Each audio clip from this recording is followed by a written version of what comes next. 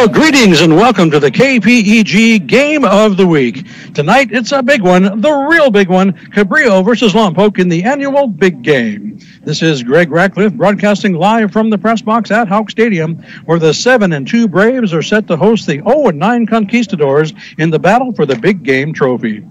Cabrillo takes the field tonight winless on the year after falling 44-12 to Dos Pueblos last Thursday. Lompoc, on the other hand, is on a 5-game win streak, having knocked off San Marcos 47-7 a week ago. So while the Braves look to head into the postseason with a win, the Conqs have upset on their minds, along with visions of hoisting that big game trophy. I had a chance to speak with both head coaches earlier this week to get their perspectives on tonight's rivalry matchup. Let's listen to what they had to share.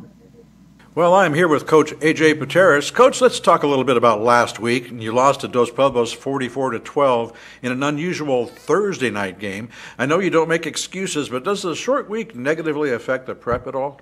No, it doesn't affect our prep. It just speeds it up. You got to combine some of your times during the week. I know Mondays usually are learn days, what we call them. So learn days are kind of understanding the game plan, understanding our opponent. And then Tuesday, we try to get as many reps at what we're doing from Monday to kind of settle in and start to understand what does and what does not work in our game plan. And usually by Wednesday, we're at game speed, and we've kind of removed those things that we didn't like in practice or that didn't seem to fit the game plan on paper, you know. And then Thursday's our walkthrough. It's more of a mental day as we get our bodies ready for Friday night. So we just move all that stuff up and kind of condense everything. And you know, our kids seem to adjust. I mean, we played pretty well for the most part. You know, we just, you know, again, it comes back to a handful of series, a handful of plays, where if we did something a little differently, more positive outcome. Well, let's talk a little bit about the keys to that game. What was the story? I thought early defense, we just were not. We got caught off guard in the pass. I think that's kind of what threw us off. We kind of structurally changed our defense a little bit, but it was still to our base package. And once we settled in, I thought we played great on defense. We had 4 or 5 sacks. We had some chances with turnovers. We blocked a punt, you know, and we had a strip sack. But all those things where we got turnovers, we finally got points to add to it. So we kind of made, you know, we created opportunity off those turnovers. Just breakdowns in the passing game for us on defense was kind of the big key early. You know, unfortunately for Santa Barbara, they lost their quarterback on a kind of a broken play. One of our young guys caught him, and I think his shoulder got driven to the ground. And, you know, we've had 2 of those guys this year, so kind of know how they're feeling about that. But we played, you know, more consistent through, you know, once those first 3 series kind of settled in, we were really good on defense in that second half, middle of the game. And then offensively, I thought we did some great things. I thought our wide receivers blocked downfield really, really well. I thought our routes were really crisp, and the things that we've kind of been working on with effort were there on the outside. I thought Jackson played well. He's starting to have a command of the offense again, but we were just careless. You know, a couple interceptions, a couple fumbles down on the goal line. You know, just, you know, like most of the year on offense is, you know, you do a couple positive things and then there's a couple negatives. And so it came down to mistakes, like it always does, but it was probably about 7 to 8 mistakes. And those 7 to 8 mistakes cost us points and took away opportunity for us on offense. Well, Coach, this season obviously has not gone the way you had hoped. You're heading into the final week, still looking for that first win of the year. Now, I know you. What positives do you take from this? Well, I was just, you know, I always do research and reflection of my week and my day. And I came across a couple articles from different coaches last night about success and failure and how you gauge that and what you talk about. And it seems that our failure on field has kind of left a sour taste in everybody's mouth, and as it should. You know, nobody wants to lose or nobody likes losing. But in life, you know, we've been talking a lot about, you know, CEOs of businesses, creators and inventors of things we're using today and going, you know, did they fail before they started to make all this money, before they became successful? Before, you know, we've got rockets that are launching from right outside our door here, and they're landing back on Earth, and they're being reused months later. I said they've crashed, 29, 30 times, SpaceX did, before they successfully were able to land one and then reuse it. So I said to our kids, I mean, this is your life learning experience. You know, you're learning how to fail and work really hard at failing, and then you're going to get a break. And it's going to just kind of be one of those things where it's not going to affect you down the road, but it's, you know, kind of sour now. But we should be a different team record-wise. It's just, getting out of our own way has been the story of the year. So we're still competing. We've had a good week of practice. Our kids are still focused on the goal at hand, and as they should be. It's a city championship. They're playing their buddies and their cousins and friends, and so this should be a good week. Well, Cabrillo celebrated senior night 2 weeks ago. We were there for that game, and I think I counted 22 of your players that were honored that night. That's almost half your roster. How does that affect your thought process and planning for next year? Well, we would lose a lot of guys that we count on for leadership. And it's one thing we've been really working on since I got here is establishing a leadership program and establishing leaders on the field, in the locker room, on campus. And for whatever reason, our senior class has kind of been up and down throughout the year. But we're losing a lot of good talent and a lot of good leaders. And so that's going to be tough to navigate that. But we're going to be returning, some key juniors, some key sophomores, to where we're half of our offense, half of our defense is coming back. And then we're going to have our sophomores come up, and they'll be third-year kids in our program. So they know the expectations, they know the off-season kind of plan of attack. We've got other things in place now, kind of looking at some learning additions to our second semester of school, kind of working on their knowledge on the field, in their brains, and then our morning program. So we feel good about what's coming up. Our JVs have been one possession game either way, or 1 point or 2 points or whatever it's been, almost every single week. And so we feel really good that they've competed to win, learned how to win and close games. And so those are some of those things that maybe our seniors didn't have as much luxury of doing over the last 4 years, since there's been some change for them throughout their time here. Okay, so let's talk about the final game. It is, of course, the big game, Cabrillo versus Lompoc. You'll be playing for pride and the big game trophy. What's the mindset going into this one? Well, since we're 0-9, I think the kids, we had outlook of playoffs and league and competing for league and pushing ourselves into the Division 12 playoffs, and it didn't work out that way. So we still have what's nice about rivalries is you don't have to motivate. You don't really have to talk about what you need to do. It's more just execute, and who has their nerves under control usually is the one who kind of comes out of it. I think we've been down in the series the last couple years, or had some lopsided stuff to go with it. But our kids are hungry. They're excited to play their friends. They're excited for an opportunity to play guys that they grew up with playing. And it's not just football, but other sports. So. And then you've got the divided households. You got the Hatfield McCoy kind of thing. We have coaches who graduated from Lompoc who are now up here, and wives are working here or have had kids play in the program. And so there is a divided household, a divided kind of front. But it's all in good fun, at least on our end. And so we're excited. We're excited about the opportunity to compete for the trophy, compete for a city championship. And when you're 0-9 and you can still compete for a championship, I think those are some really, really positive things that can still help motivate your kids when this week really you don't need a whole lot of motivation. True. Well, being the underdog and really not having a lot to lose, does that open things up as far as the playbook is concerned? Might we see some interesting new wrinkles from the offense? I think when it comes to rivalry games, you throw out the records, you throw out anything of the expected, and expect a lot of the unexpected. There's just something fun about games like this. They're exciting to be a part of. They're also nerve-wracking. But we're going to continue to build off all the success we've had, continue to improve off of the stuff that we've struggled with or haven't done well, and give ourselves an opportunity. We like our game plan. We like our kids. We like the things that we see on film that we can exploit and take advantage of. And so it's going to be the team who's going to win on Friday night is going to be the team that is a little bit more calm, is a little under control, and executes as flawlessly as possible. Okay, injury report. Who's in? Who's out?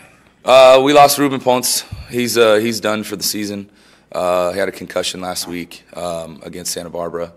Actually, prior to that, and so he's going on 2 weeks of recovery here. So we're not going to have him. Other than that, we got everybody back. Guys that were sick, guys that have been banged up, we've got them back. So just one senior offensive lineman, which impacts us a little bit. But we've had some of the young guys play quite a bit.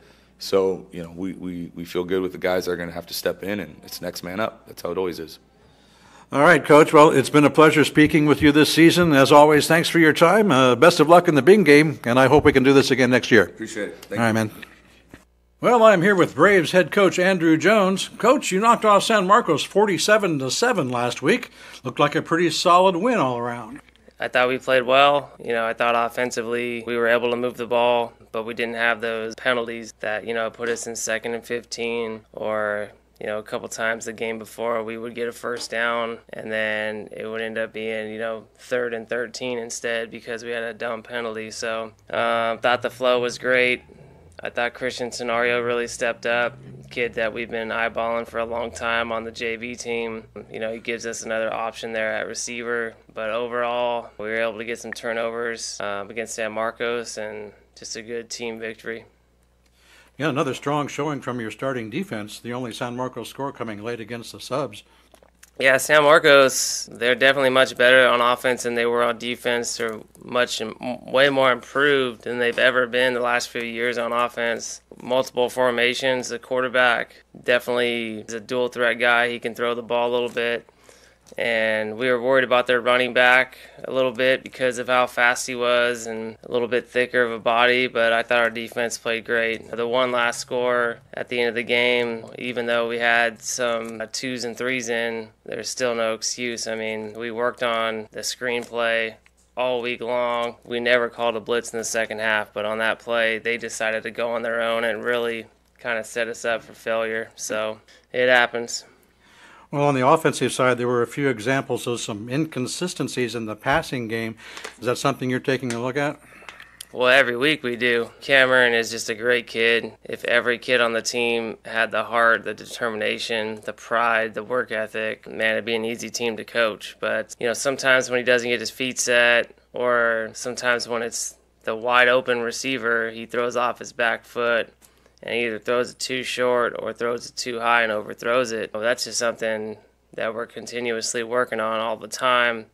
He's in good spirits, though. I mean, he really works hard at it. But for us to have any chance at all to make a run in the division that we're in, if we can't hit a wide open receiver, then we're obviously going to be in trouble. Well, you've got one more game to wrap up the regular season before we talk playoffs. That is, of course, the big game against Cabrillo. The Conqs will be looking for their first victory of the year with an upset win. What do you expect to see from them? They're playing hard. You can throw the records out, like you said. I mean, it's Lompoc Cabrillo game. Really, honestly, they got nothing to lose. We have everything to lose. It's just one of those things where we got to come out and set the tone early. And if we let them hang around a little bit, then there'll be some hope for them, and they'll start to turn it up a notch. So I think for us, the main thing is to kind of weather the storm early. We know they're probably going to start off with an onside kick or some sort of trick play. We got to just be ready and open for all that stuff and play a solid game. And these games where we've clinched playoff spot, they haven't.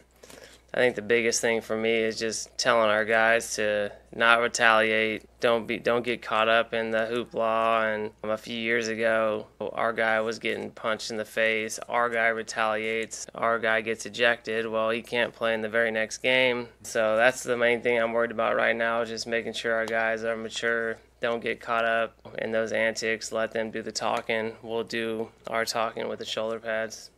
Okay. Well, a win to end the year would be big in several ways. Holding on to the big game trophy obviously is one, but beyond that, you've got postseason momentum and playoff seeding to think about as well. The last couple of years, I haven't thought about seeding where we are going to play. I was talking to the coaches. They're writing on the board different scenarios on who we might see, who we might play. And I'm like, guys, you're wasting your time. Because there's been times where we were the 1 seed when we should have honestly been like the 4 seed. There's been times where we were probably a 5 or 6 seed and we were the 2 seed. And, they have us rank and do the CIF rankings every week, and they never go by them because last year, we played a 7 seed in Cabrillo.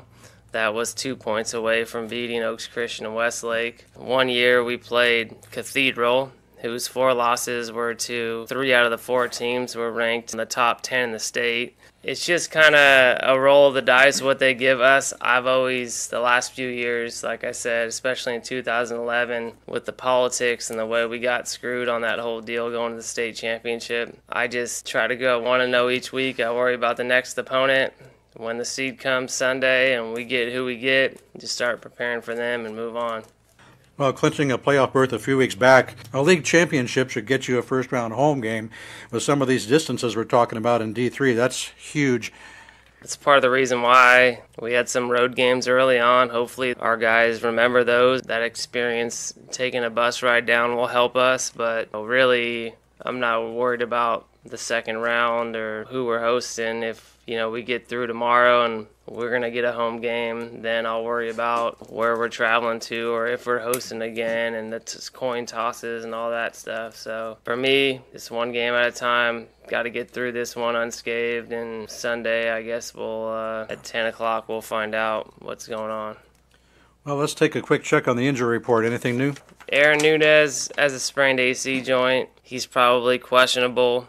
Ryan Morgan is, starting his rehabilitation process, and I'd say maybe he's 50-50 on whether or not he will come back in the playoffs. And then got your typical Week 10 bumps and bruises, but other than that, I think we'll be fairly healthy tomorrow. Oh, that's good news. And before I let you go, let me throw a few numbers at you if I can.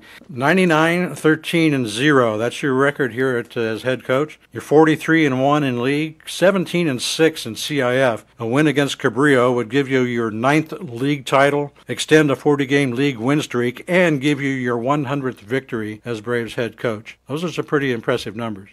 All week long, guys have been sending text messages and stuff, but honestly, I'm worried about Friday. I think those impressive numbers, it's not a reflection purely on myself. I think it goes all the way back to guys like, Don Cross, Mr. Boomersbach, and Tom Blanco. Those 3 guys really took a chance on me when I was young. Well, I guess I'm still kind of young, but I was 25 when they, came to me and thought I would be good at it. I took it and ran with it, but without those 3 guys supporting me along the way, I probably wouldn't be here where I'm at. And that goes back to when I was actually in high school and they were around. Those guys have had a huge influence on me. And honestly, when it comes down to football and being successful, my dad taught me what it took to be a hard worker and worrying about the next opponent.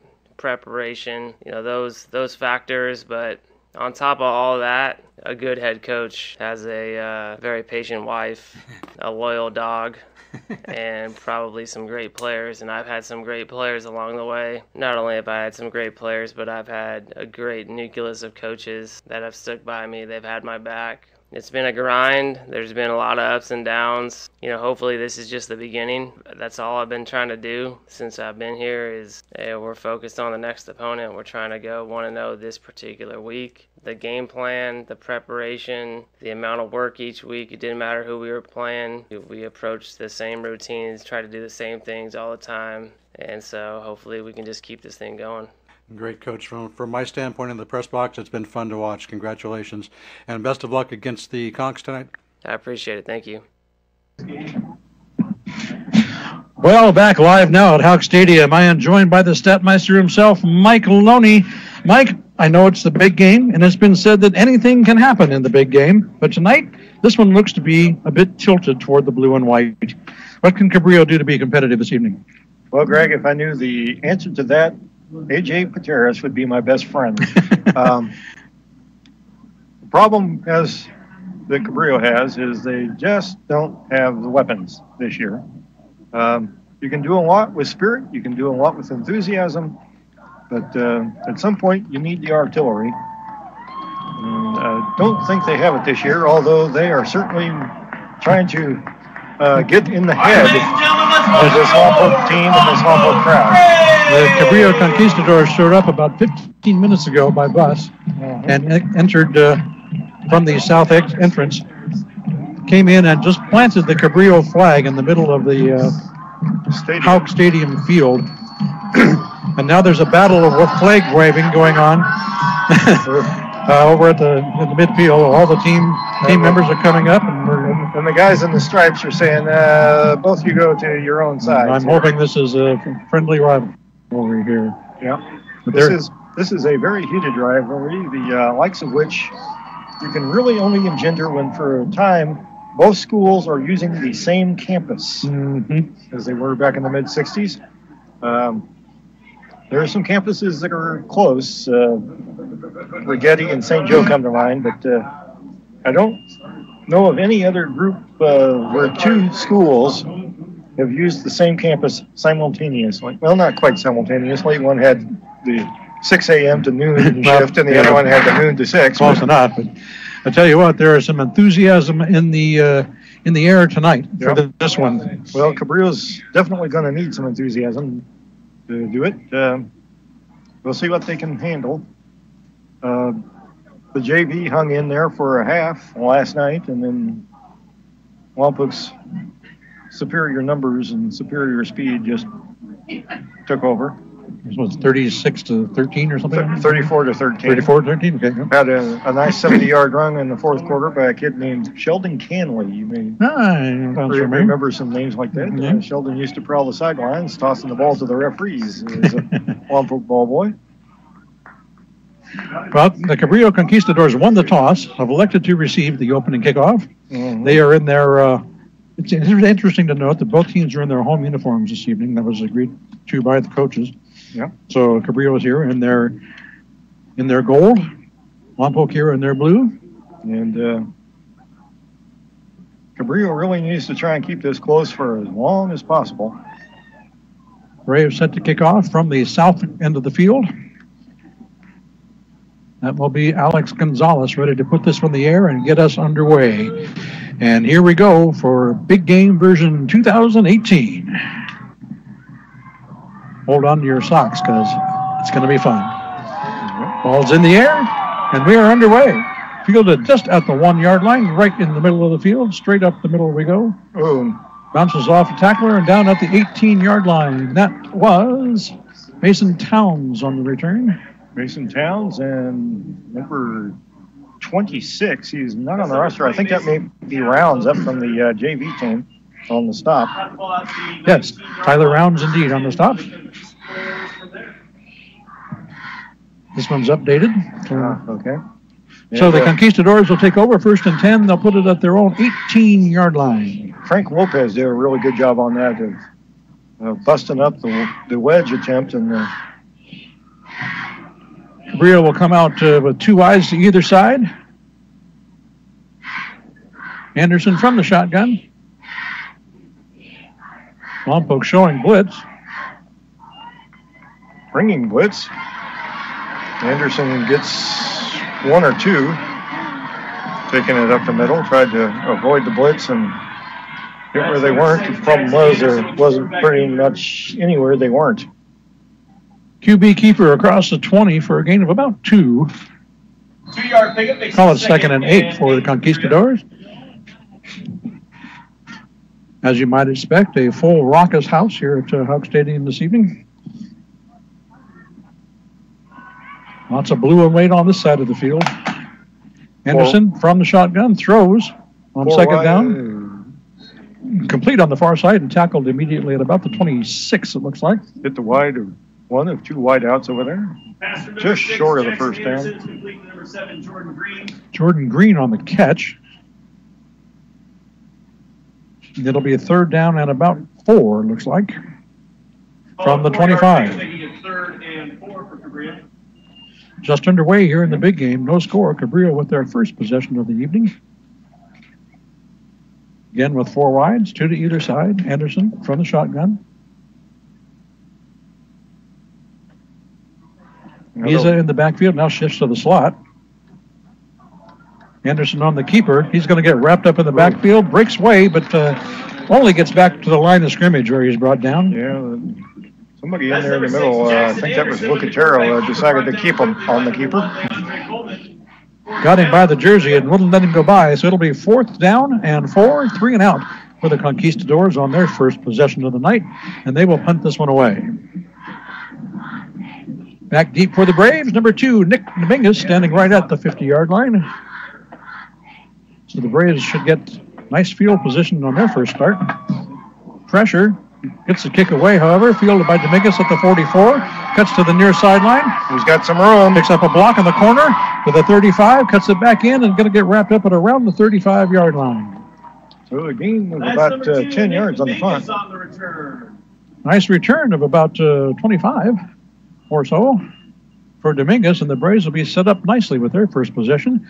1st and 10 Lompoc from the Conquistador 34-yard line. 1st and 10 for the Braves from the 34-yard line. Starting with a short field.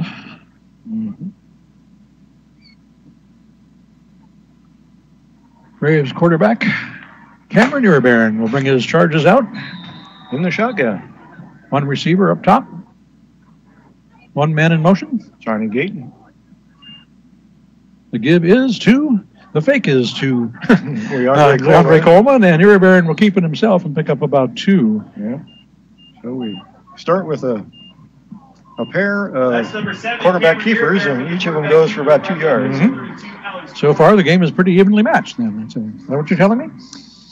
2-yard pickup. So far. Yeah, well, Cabrillo, if Cabrillo has any hope of winning this one, they have to keep it close for as long as possible. Exactly right. There we go. High formation. 2nd and 8. Gayton in motion from his wingback slot.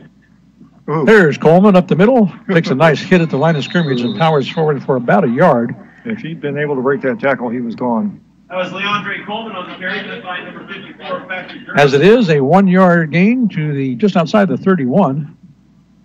It'll be a 3rd down. And Patrick Durham 3rd and 7 for the is Braves. one of the keystones of this Cabrillo defense, and they need him to have a big night. 3rd and 7 for the Braves from the Cabrillo 31.5. Doing a little reorganization, trying to get Christian Tenorio out to his spot. He is now wide right. Uribarren on the keeper, finds a seam up the middle. He is gone. Touchdown, Braves. Touchdown, Braves. Number 7, Cameron Uribarren from 31 yards out. And he went speed. Yes, he did. Popped through a little gap at the line, and he was just flat gone.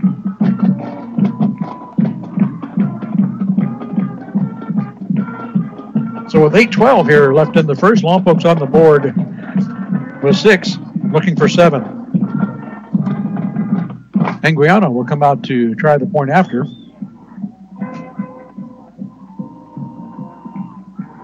Galarza with the hold. The kick is away, and it looks good to me. Officials like it as well. Guys in the stripes. 8:12 remaining here in the first. Our score is now Lompoc 7, Cabrillo nothing. You are listening to the game of the week, the big game of the week, on your home for local sports, 100.9 KPEG. And KTNK 1410 AM on the Braves Radio Network. That's Mike. I'm Greg. Judy's back at the studio. Hi, Judy. Belated happy birthday to our good friend Judith E. Yeah. I didn't think she had those. Once a year, whether she likes them or not. I thought she was just timeless. She's timeless. That's true. Braves in kickoff formation again. Something that Cabrillo is not hoping to see that often, but no. But may see it anyway. Alex Gonzalez back to kick off for the Braves once again. They did this about 4 minutes ago. Another nice end-over-end kick. This one will be fielded just on the left hash. At the 2. Trying to wiggle his way out. Got to the 15 goes Tyler Williams. They're going to say he got clear out to the 17, right? Okay. I'm not sure I believe that, but... That's number 3, Tyler Williams. On Okay, well, that's right fine. by number 9, 1st and 10, Conquistadors from the 18, they're going to put it. Ball's placed on the 18-yard line. 1st and 10 from there with 8:05 left here in the first quarter. Just moving right along. Say a quick hello. We've got some special listeners over in New Mexico tonight, Mike. Listening at kpegradio.com. Good friends Eric and Debbie. Hey, guys. Love you both. 3 receivers up top for the Conquistadors. 1 here to the right side. Anderson from the shotgun. Gave it to Misa up the middle. And Misa's first carry of the night. Fights his way out to the 20-yard line for a hard-earned 2 yards. Yeah, and he got hit about 8, 9 times. Finally went down. That's number 24, Tito Misa on the Yeah, he earned that couple, I'll tell you what. 3-yard pickup makes it 2nd and 7 for Cabrillo. At the 20, 2nd and 8 for the Conquistadors. Clock running, 7:40 remaining here in the first quarter. 7-0 Lompoc lead. 2 aside for the Conqs. Again, Anderson from the shotgun, 1 man in motion. Fake to Misa, throw across the middle, complete. Nice and down at the 32. Look behind him, but that was number 11. That's number 21. Yep, 21. Eddie Little. Eddie Little on the catch, Galarza on the tackle. That's a first down for the Conquistadors. Their first of the game. Actually, the first down of the game for either team. Correct. Yeah. 2 wides for the Conqs to either side. Misa now moves over to the slot. Anderson by himself in an empty backfield. Designed keeper. Tuck it away and get out to about the 35-yard line. And he got slammed to the ground. Ranny and Coleman were there to end that run. Rather, his time ran out. 3-yard pickup makes it 2nd Yeah. and 7. His time ran out. Okay. Mike got his pun in for the night, so we can move on now. It's a big game. I got to do one first. About 3 on that. It'll be 2nd and 7 from the 35.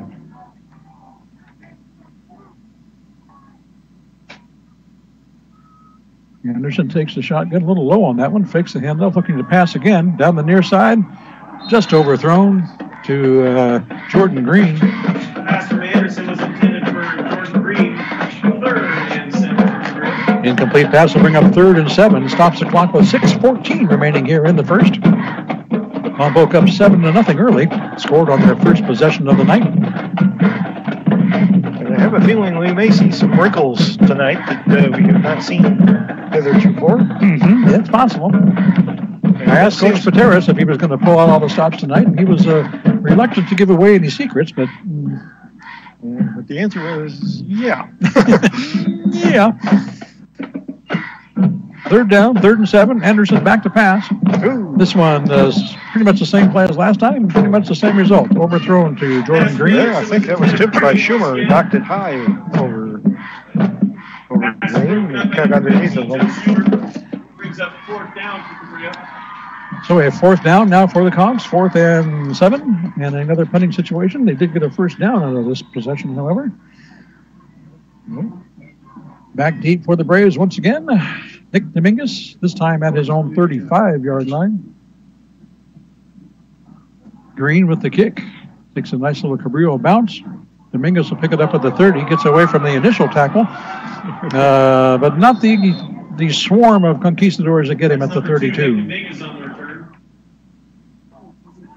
They'll give Nick about 2 yards, I guess, on that return. 1st and 10 for the Braves. The Braves will take over at their own 33 is where they'll put it. First down with 5:56 remaining here in the first quarter. Lompoc up early, 7-0.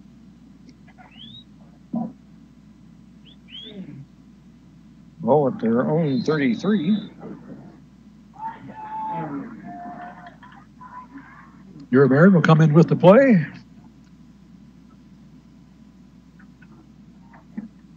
Christian Tenorio going wide to the right. Coach Jones was very pleased with the way he fit in last week when he came up. Coleman's going to get wrapped up in the backfield for a loss. He's got 3 gold jerseys on him. Looks like they'll put it at about the 28 for a loss of 4. That was number 1, Leandre Coleman on the carry. It's not often you see number 1 get negative yardage. Yeah, well, 4-yard loss makes it I'm not sure his 14 for the Braves. foot had hit the ground with possession of the ball when he got hit by 3 guys. It's tough to get yardage that way. Second down and 14 now for Lompoc. Baron fakes his pass, On the draw. tucks it down, and will get out to about the 30, and he gets gang tackled. Maybe a yard. He had a lane to the left, but he didn't get there. Conquistador is really swarming to the ball here early. That's number 7, Cameron Earbear with the quarterback keeper. 1-yard pickup. Makes it Got about 1 out to the 30. It'll be 3rd and 13 now for the Braves. Big 2 play for receivers to either side. Big play for the Cabrillo defense. Well, and they Movement on the line. Looks like Baron got him on a hard count. Yep. Got him to jump. And we have seen him do that any number of times this year. The flag is for offsides against Cabrillo. He was 5 yards. A free 5 yards for Lompoc. Moves the ball to the 35. Still 3rd down. Now 3rd down and 8 for the Braves. Same formation, 2 to either side. 4:41 and Conqs showing blitz. Now pull back out as Baron stops and looks over to the sideline for the play. puts Coleman over on his left side. Fakes the handoff, throwing deep down the near sideline. And this one will be knocked away at the 30-yard line, and a flag coming in. Yep. That was Galindo running down the left side. Pass from Beer Bear was intended for number 17, Andrew Galindo. There is a flag on the play. And this is going to be pass interference. I didn't see a lot of contact there, really. I think it was more the hand up holding the sleeve of the jersey. Looks like they're going to have a discussion about pass interference. Conquistadors. And that should give the Braves a first down. Yes, it was 3rd down and 8. Here in high school, that's a 15-yard penalty rather than a spot foul. But it moves the ball out to midfield right at the 50-yard line, and the Braves indeed will have a first down from there. So a costly penalty for the Conquistadors. Is that the Braves 50 or the Conqs 50, right? I'm going to say that's the Braves 50, actually. Okay. Tight formation, I formation. Straight up the middle goes Leandre Coleman, and he is gone. He just ran over somebody about 15 yards past the line of scrimmage. You're right, bowled over somebody at the line of scrimmage and then just outran everybody else. And the offensive line knocked most of the Conquistador defense back at least 5 yards. So defensive pass interference call bails out the Braves on 3rd and 8. And one play later, they're in the end zone. It's now 13-0 Lompoc with the PAT coming up. Anguiano up and good. The extra point from Anguiano is good. So with 4 minutes, 11 seconds to give you the information you need. 4-1-1. Get it? It's Lompoc 14, Cabrillo nothing. You're listening to the game of the week, the big game of the week, right here on your home for local sports, 100.9 KPEG. And on the Braves Radio Network. That's Mike. I'm Greg. Judy's back at the studio, and you are wherever you're at. And we thank you for being with us, listening here at 100.9 FM, 1410 AM, or kpegradio.com. Streaming live around the world. Because we can. And also available on the City of Lompoc YouTube channel, post-game. That's right. All of our games are archived right there at the City of Lompoc YouTube channel. You can go back and relive your favorite Braves moment. Could even turn over and listen to the City Council meeting. Yes. If you get tired of sports, you can get your action that way. Is that even possible? I don't even know. Braves kicking off once again. This one will be fielded outside the end zone, but momentum will drive him back into the end zone and the touchback. And that was number 20, Mason Towns, trying to reach up and snag it, but couldn't keep his momentum out of the end zone. First and 10 for Cabrillo from the 20-yard So the line. Conquistadors will take over first and 10 at their 20. That took 1 second off the clock. Braves up 14-0 here in the first. And that's Cabrillo's best field position To start. to start with. That's absolutely right.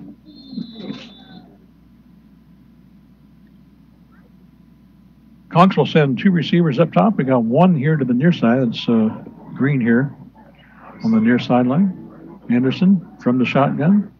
Visa to his left. Anderson looking left all the way. Throws deep down the far sideline. This one's going to be picked off. Andrew Galindo, who seems to be the interception king for the Braves this year. Well, he just kind of roving around out there, and everybody else was locked up man-to-man, and all he had to do was adjust to the ball and go up and get it. Go get it. Yep, and he did just that. Yeah. And came down at the Lompoc 48-yard line. That's where the Braves will take over. Had to go up high and couldn't maintain his balance coming down, so right where he caught it. But, that is the same Andrew Galindo that had 3 interceptions not too long ago in one night. Yeah, the coaching staff will definitely take a pick anytime you want to toss one to them on defense. So first down Braves now at their own 48-yard line, and whistles will stop play. Timeout called by the Braves. With 4:02 remaining here in the first quarter, our score: Braves 14, Conquistadors nothing. You're listening to the game of the week, the big game of the week, right here on your home for local sports, 100.9 KPEG. On the Braves Radio Network. While we have a second, Mike, let's remind folks that the campaign for the Lompoc Community Track and Field is still raising funds in order to add a new synthetic turf field and a 9-lane rubberized track here at Houck Stadium. In addition to a bunch of other amenities as well. Yeah, this renovation will meet the needs of students, athletes, and the community for decades to come here in the Lompoc Valley. The effort is gaining momentum, but they still need your help in order to reach the fundraising goal. If you'd like to donate or even buy an engraved brick to be installed in the updated stadium entrance, you can do so online at lompoctrackandfield.com. And remember, that your donations will be doubled. Yes, by our friends at Coast Hills. And it's also tax deductible. Mm-hmm. So go to lompoctrackandfield.com and help with the effort. It's going to be a great, great thing. And they're very, very close. From what I understand, every dollar helps. Ooh. Speaking of number 1, there goes Leandre Coleman breaking into the secondary and finally brought down inside the Cabrillo 30-yard line at about the 20 yards. Penalty flag back at the 42. Time where Williams finally tracked him down, but this one's going to come back. Nice run by Leandre Coleman will be nullified by a penalty. See what the call is. Usually in the area of a hold or an illegal block or holding. Yep.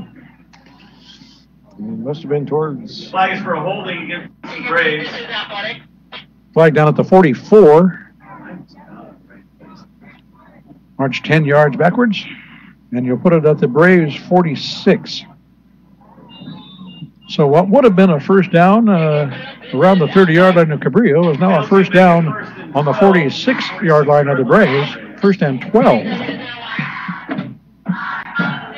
3:54 left here in the first. 14-0 is our score. Lompoc on top. The Braves will try this one again. Jaden in motion.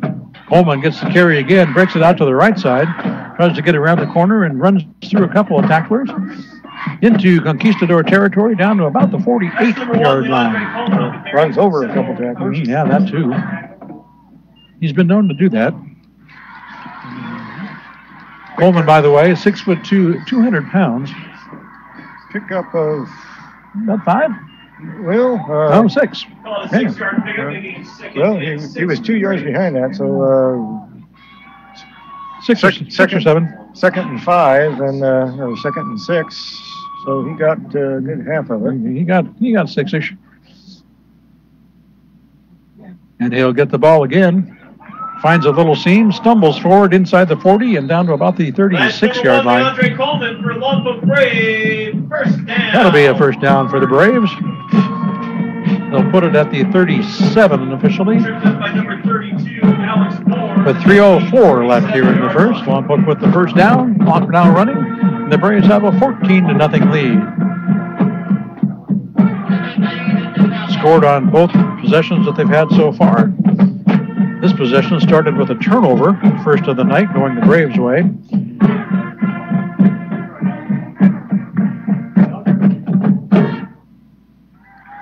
Here Barron from the shotgun.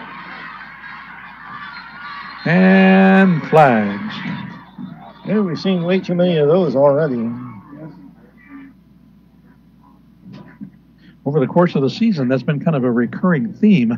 Yes, it has. Something that kind of needs to be cleaned up a little bit. This one's an offside call, however, against the Conquistadors. Flag is signaled as an offsides against Cabrillo. So that's a free 5 for the blue and white. Move the ball down to the 32. It'll be first down and 5 from there.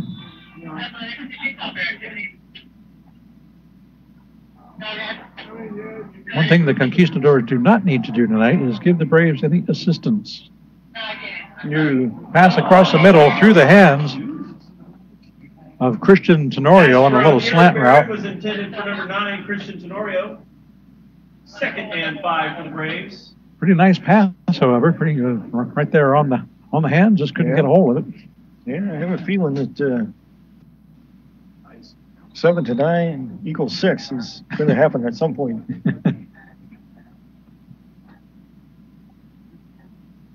Interesting math on that one. Yes. Second down and 5 now after the incompletion. One receiver here to the near side. That is Coleman. And that looks like it might be Drew Williams on the carry, actually. Down to about the 30 goes Drew. Pickup of 2 or 3. 32, Drew Williams on the carry. Brought down by number 29, Trey Robinson. About 2 on the carry. Makes it third down and 3 for Lompoc. Clock running. 2 minutes remaining here in the first quarter. Braves up 14-0. Trying to add some to that.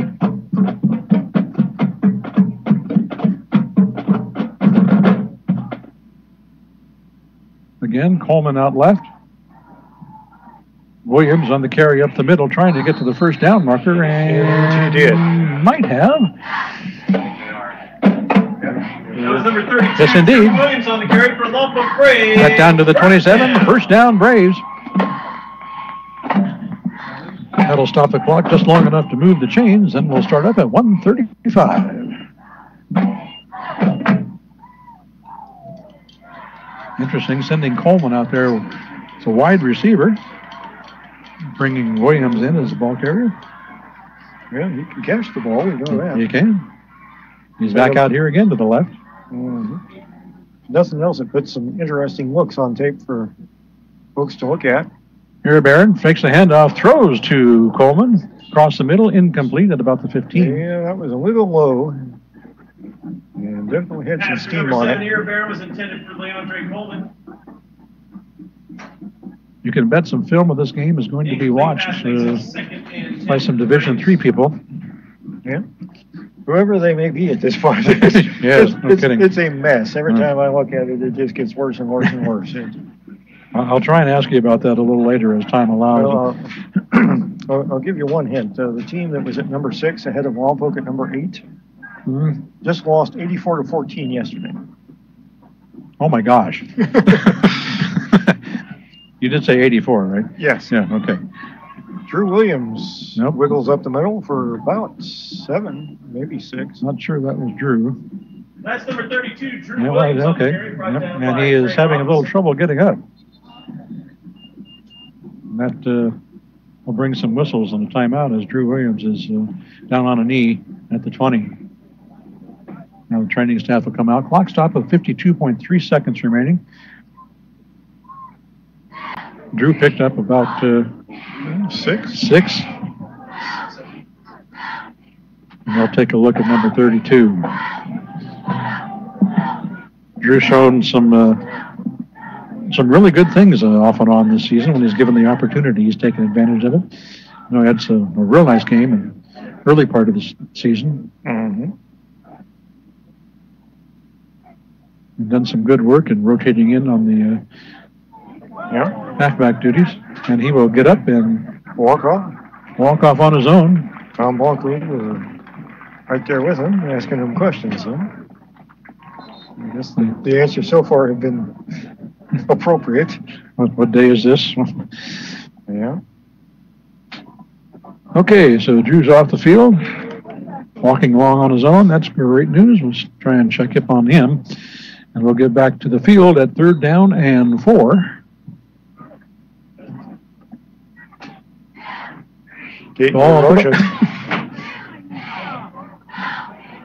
Here, Barron fakes the handoff to Coleman, keeps it himself, and gets down to around the 11-yard line.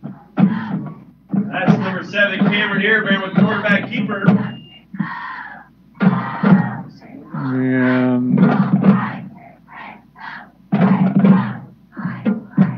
looking for a flag, but no. Okay, first down. A little discussion there by the officials, but they will move the chains now finally. First down, Braves from the 11-yard line with 39.5 seconds remaining here in the first quarter. Clock now running. Coleman, the lone deep back. Iribarren under center. Very tight formation for the Braves. Leandre.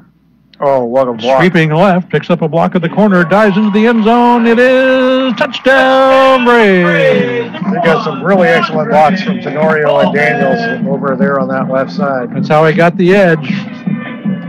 And the Braves are in the end zone again with 21.4 seconds left in the quarter. 3 possessions for Lompoc, 3 touchdowns. I would call that pretty efficient. Yep. It's not too shabby.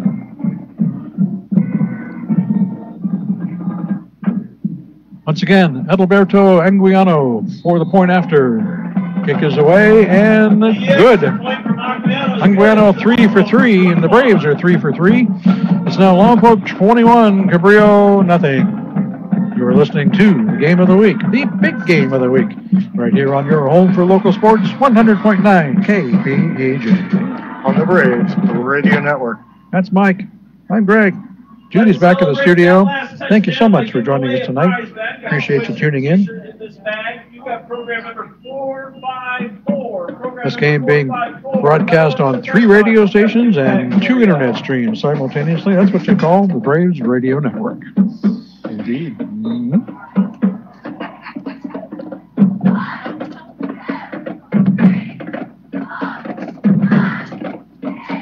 Well, we have a moment. I'd like to give a quick shout out to some people. Please. I'd like to say hi to Darlene, who had surgery today, and Derek, who just got out of the hospital, and Rebecca, who is in the hospital today. So, okay. Well, best wishes to all of them for speedy recoveries. Well, this is becoming a recurring theme. Mm-hmm. Alex Gonzalez ready to kick off for the Braves. Perhaps a recurring nightmare for the Conquistadors. And the Braves with an onside kick of all things, fielded by the Conquistadors, however, on the far side. Well, that was completely unexpected.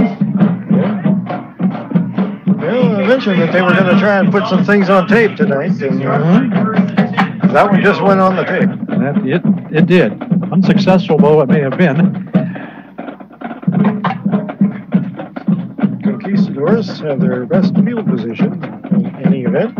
They will start at their own 46-yard line with 21 seconds left here in the first quarter. 4 receivers, 2 up top, 2 here to the near side. Anderson from the shotgun.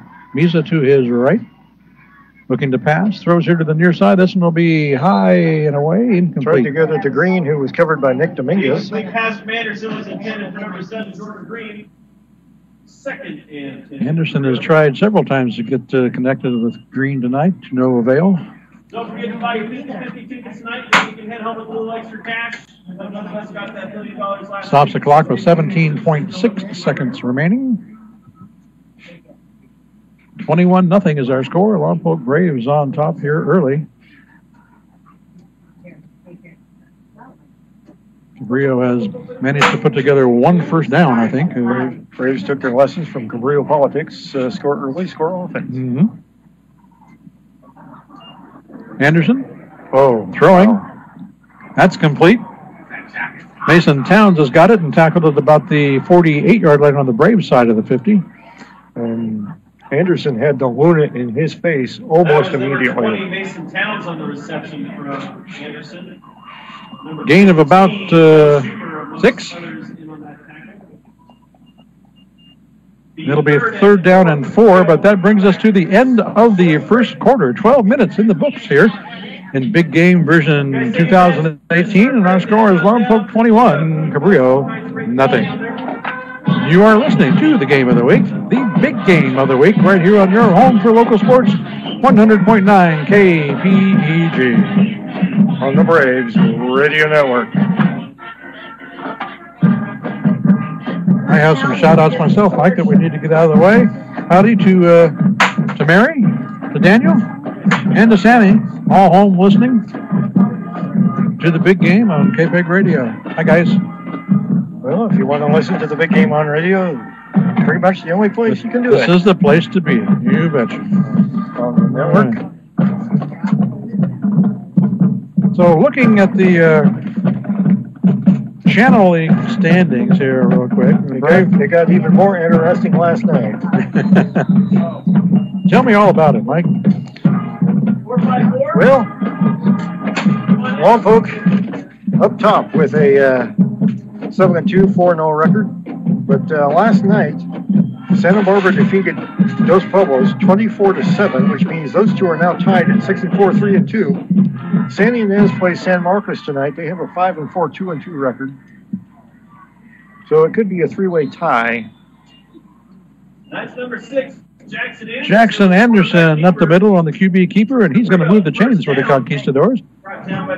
First down, Conqs at the Brave 42-yard line. Yeah, we're in the second quarter with 11:53 remaining. So that Santa Barbara victory over DP is rather unexpected, actually, especially with the Dons quarterback out. Mm-hmm. Although with a broken collarbone, I think it was. Gambardella, yeah, but the sophomore who has been filling in for him pretty good. I think he's going to be better than Gambardella is now. He's not there yet. He's got a lot of upside. First down, Conqs, a little screen pass out here to Miza. And he'll get about 4. Inside the 40 to the 39-yard line of the Braves. Conquistadors putting together a little offense here to start the second quarter. 3-yard pickup makes it 2nd and 7 for Cabrillo. The interesting thing is that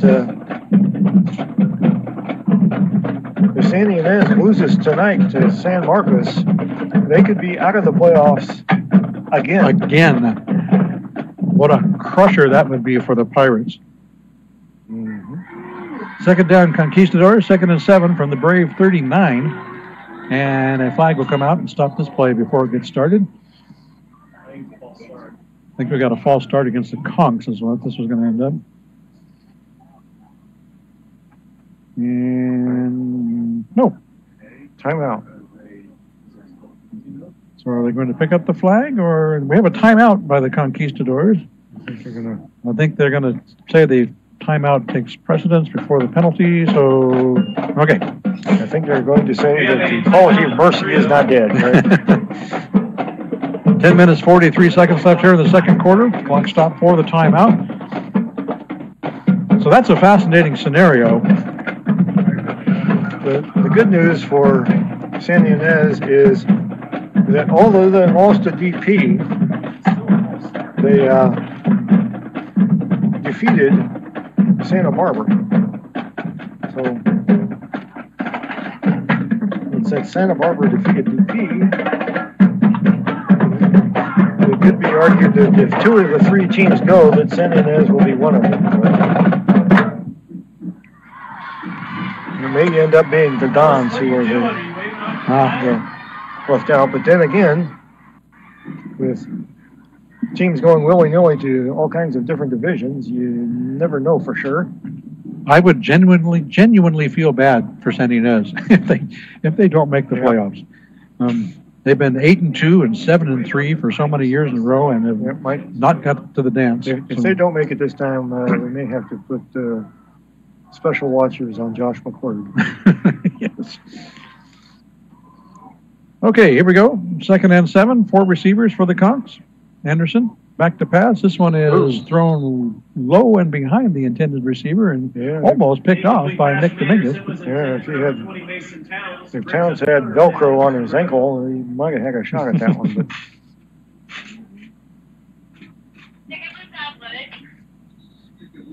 So 3rd down now. 3rd and 7 for the Conqs from the Brave 39.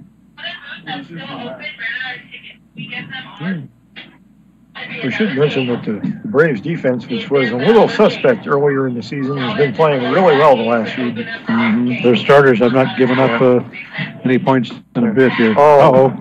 Pressure in the backfield.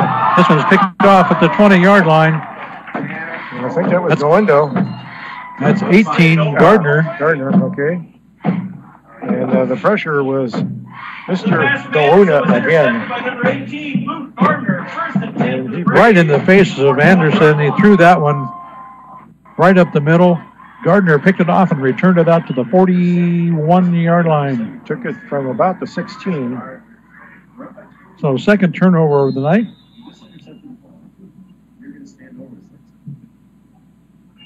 And the Braves will have a 1st and 10 at their own 41. 10.5 remaining here in the 2nd quarter. 21-0 is our score. The Braves on top and showing no signs of slowing down. Run right up the middle. That looks like number 1. Indeed, Coleman out across the 45 to the 46. That's Leandre Coleman. Up to the 47.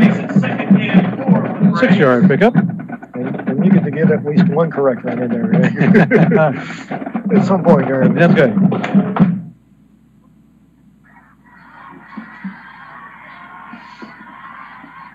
Second and 4 for Lompoc. Daniels in motion. Hand off up the middle. Up the middle again we go. Coleman once again inside the 45 to the 44. That's Leandre Coleman on the carry for a Lompoc Brave. 1st down.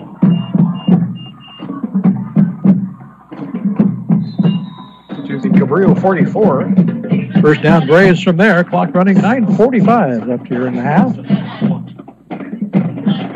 Iribarren from the shotgun. Tries the hard count, a little bit of movement, but nothing into the neutral zone this time, so they'll back off, and now Iribarren will go under center.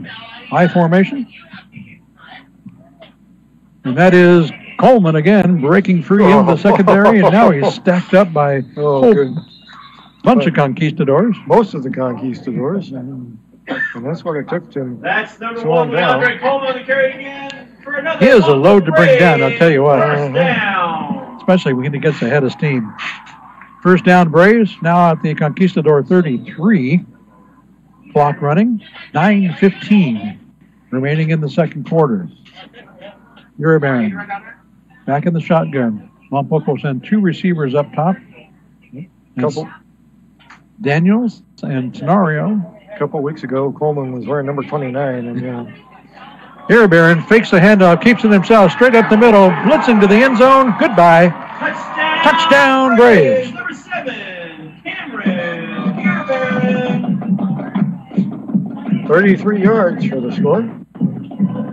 That's the 2nd time Iribarren has found a gap in the middle of the line and just sprinted to the end zone, essentially untouched. Yeah. And it's now 27-0. Point after pending. They kind of get focused in on the pounding that Coleman is giving them, and kick is good. Yep. Iribarren offers a little change of pace. 8:53 remaining here in the 2nd quarter, and Lompoc on a roll, just like butter. It's Lompoc 28, Cabrillo, nothing. You're listening to the game of the week, the big game of the week, right here on your home for local sports, 100.9 KPEG. On the Braves Radio Network.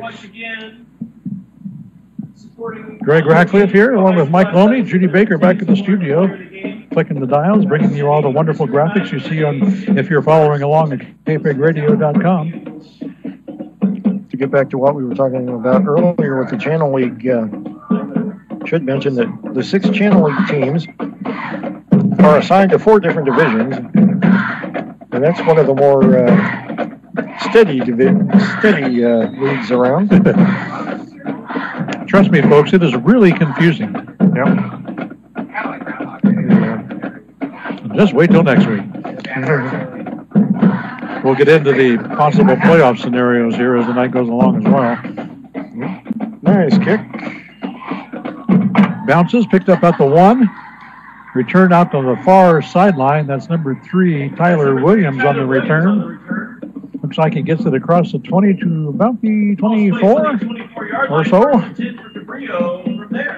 That's where the Conquistadors will take over, 1st and 10 with 8:47 left here in the first half. Braves have scored on all 4 possessions so far tonight, and they lead 28 to nothing. Cabrillo has scored on none of their 4. Not really been able to move the ball terribly successfully.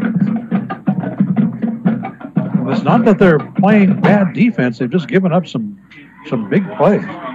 Well, and their defense has been on the field quite a bit because their offense has been unable to generate much of anything. And that was pass intercepted at the 35-yard line. Oscar Tenorio picks this one off. And that was due to pressure from the outside this time. I didn't quite get the number, but Anderson had another guy right in his face. Eddie Little, the intended receiver, and Oscar just reached right over top of him and took it away. And the Braves will have a first down at the 35. And the big blue machine just keeps rolling on here tonight. And after having done very little of it early in the season, this Braves defense is just yanking interceptions out of the sky. That's the 3rd one of the night for the Braves, and we're only not even halfway through the second quarter. 4 receivers for the Braves, 2 to either side. Iribarren from the shotgun. Braves looking for more. Fakes the handoff, throws across the middle. Leandre Coleman completed the 10 to the 5. Touchdown, Braves. So another turnover for the Braves. 1 play later, and they're back in the end zone. 34 to nothing. 2 touchdowns in how many seconds? Not very many. Mike's doing the math right now. Well, would you believe 19? Okay, and guess who's back to try another point after? Anguiano's kick is up and good. So with 8 minutes, 34 seconds left here in the half, let me repeat that, in the half, it's Lompoc 35, Cabrillo nothing.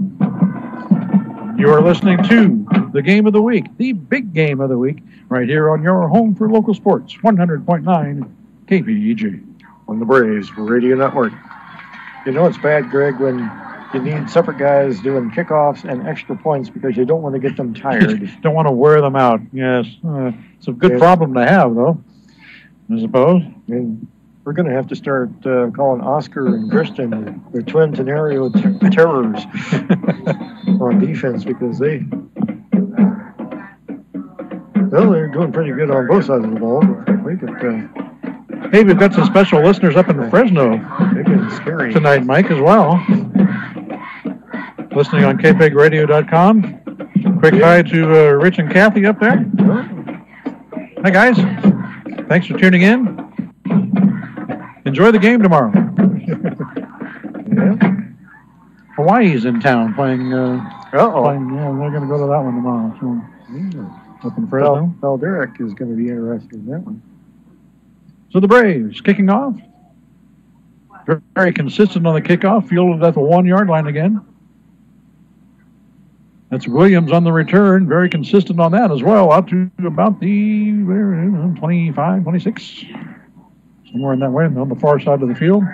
See where they end up putting it. It's going to be 8 minutes and 28 seconds left here in the first half. They'll put the ball right out the 25-yard line. First down, Conquistadors from there. Their sixth possession.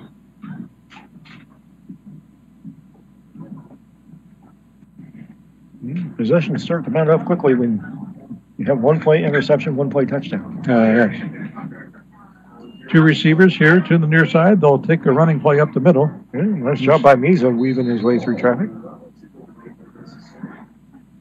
Across the 30 to about the 33 goes Tito Misa. Number 24, Tito Misa on the carry. Picked up. Nice gain of about 8, looks like, for Misa. 2nd and 2 for the Conquistadors.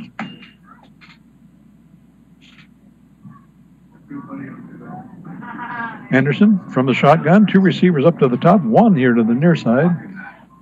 Cody Forbes wide left. Braves defense jumping around in the secondary a little bit. Trying to. Anderson on the keeper. Sweeps it out to the left and gets stiff-armed out of bounds at about the 37. That's number 6, Jackson Anderson, with the quarterback keeper forced out of bounds by number 17, Andrew. He's going to get enough to move the chains, however. Yeah, that was a nice run. It'll be first down Conqs at the 38-yard line. Managed to break a couple tackles on that.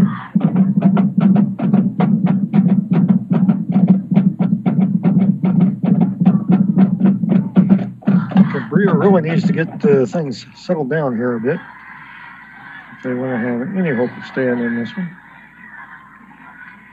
And whistles will stop this play before it gets underway. Let's see what this is. And this Lompoc defense is starting to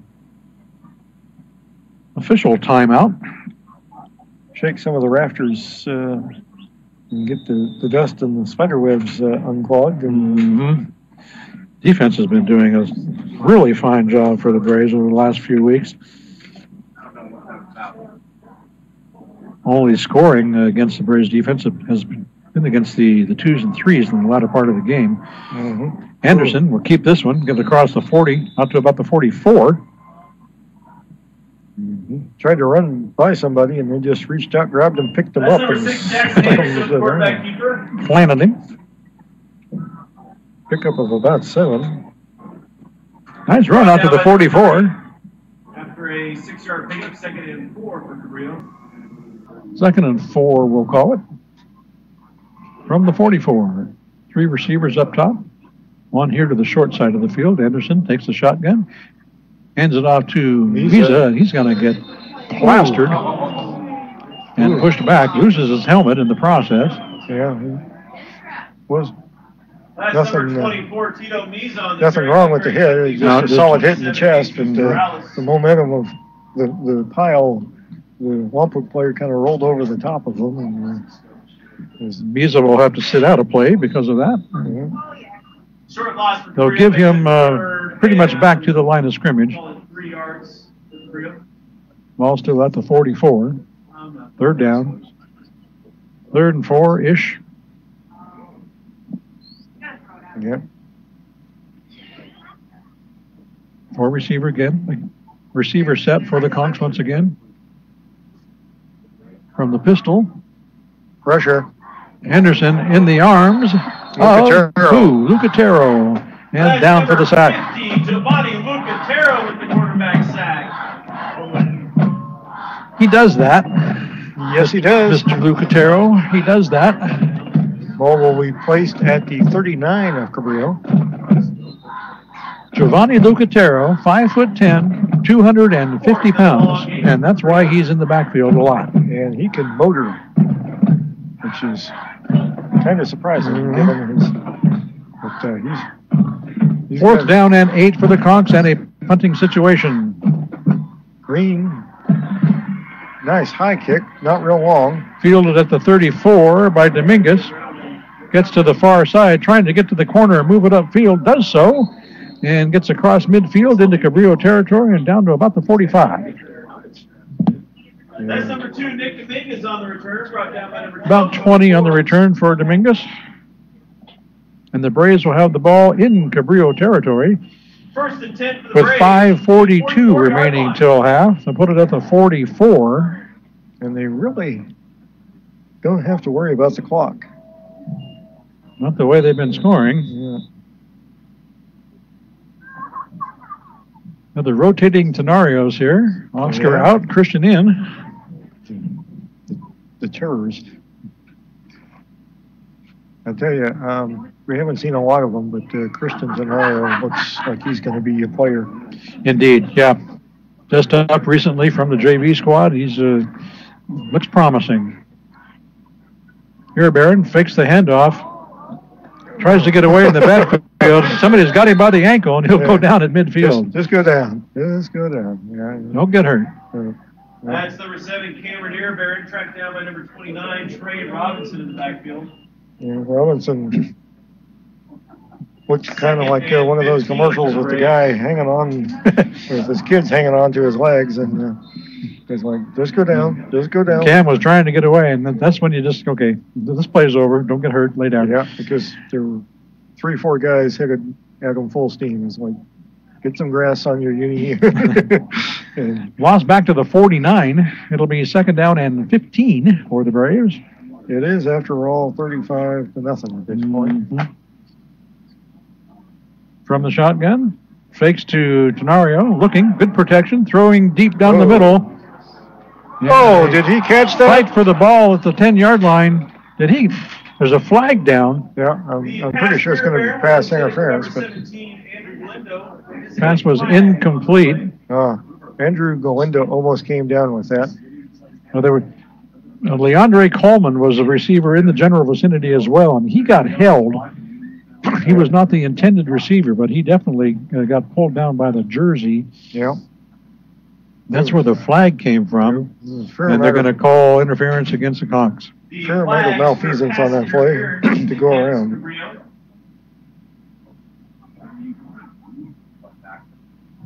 So we'll start at the 49, march 15 yards towards the Cabrillo goal. That should put us somewhere around the 34. My math works. And it's 4:41 again, Greg. Uh-oh. 35-0 is our score. The Braves now have... Looks like this will... They're going to measure for a first down, it looks like, after the penalty. It was 2nd and 15. After the sack on first down, they got a 15-yard penalty, which puts them right at the first down marker. So they're going to bring out the change to see how close we really are. They're right on the hash as well here on the near side of the field. So they'll bring the chains all the way over from the visitor side and see whether we got a first down or 2nd and inches. Looks like the Braves are deciding either way they're going with the 2nd and ounces. Right, they brought in some of the beef. Well, if they miss it or make it, it's going to be by a skosh, dare I say. Yeah. Okay. Length of a football, first down, Braves at the 34.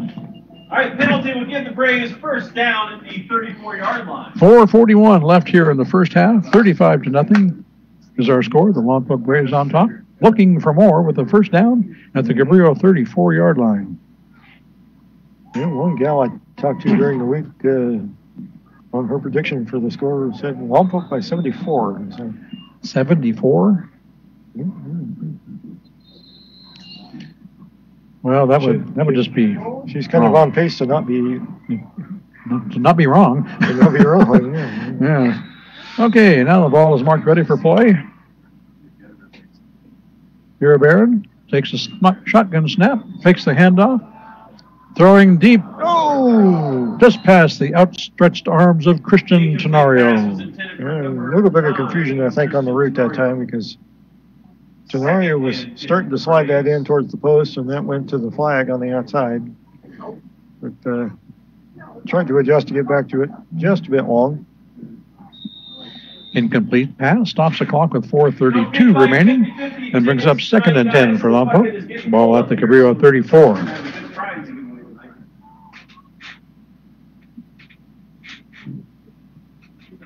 Probably should be noted that 35 is the magic number as far as running clocks are concerned. I wouldn't expect to see it in the first half, but I would be surprised not to if things continue this way in the second. And the Braves will stop the clock with a timeout. Timeout, Braves. With 4:32 remaining here in the half. You're listening to the game of the week, the big game of the week, right here on your home for local sports, 100.9 KPEG. On the Braves Radio Network.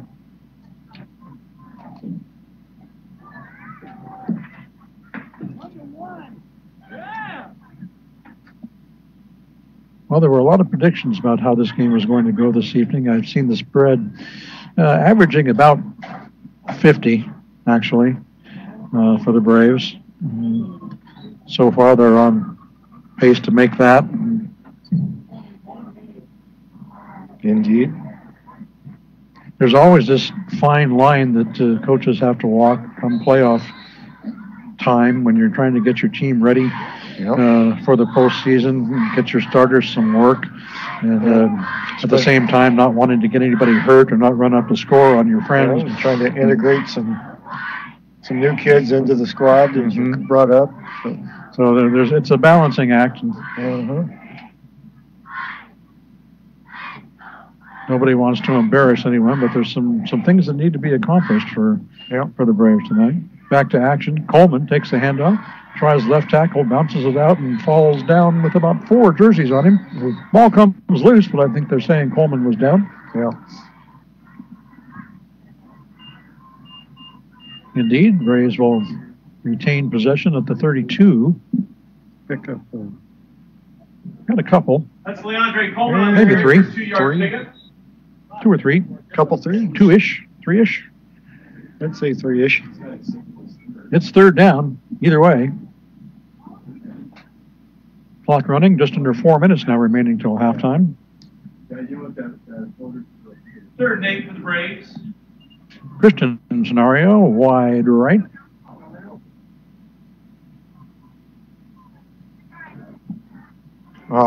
Coleman breaking it to the outside, sprinting down the near sideline. Guess what? Takes a big hit at the 2-yard line, but he's in. Touchdown, Braves. And speaking of Christian Tenario, he set a block at about the 10, took his guy down to the 5, and kept him about, a good 10 yards away from the sideline that Coleman was running down, and just completely sealed off the inside of the 20. Well, I'll tell you what, Cabrillo defender Tyler Williams came down and tried to meet Leandre Coleman at the 2 and knock him out of bounds. Coleman got in the end zone. Yep, and it wasn't... Tyler Williams got out of bounds. And on the ground.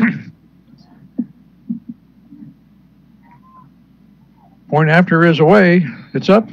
It's good. You don't get big, long runs from your running backs if you're not getting blocks from your wide receivers, and that was as good as you're going to see. Well, in defense of Tyler Williams, it was a great effort to get in there, but he is 165 pounds versus Coleman's 200. Yeah. And Coleman had a head of steam. And Coleman does not have a lot of excess poundage. No, he's pretty lean. 3:33 remaining here in the first half. Our score is now Lompoc 42, Cabrillo nothing. You are listening to the game of the week, the big game of the week, right here on your home for local sports, 100.9 KPEG. On the Braves Radio Network. Well, Mike. Deep hole, Greg. And that's what Cabrillo has got themselves in. Indeed. A deep hole, 42-0. Still 3:33 remaining in the half.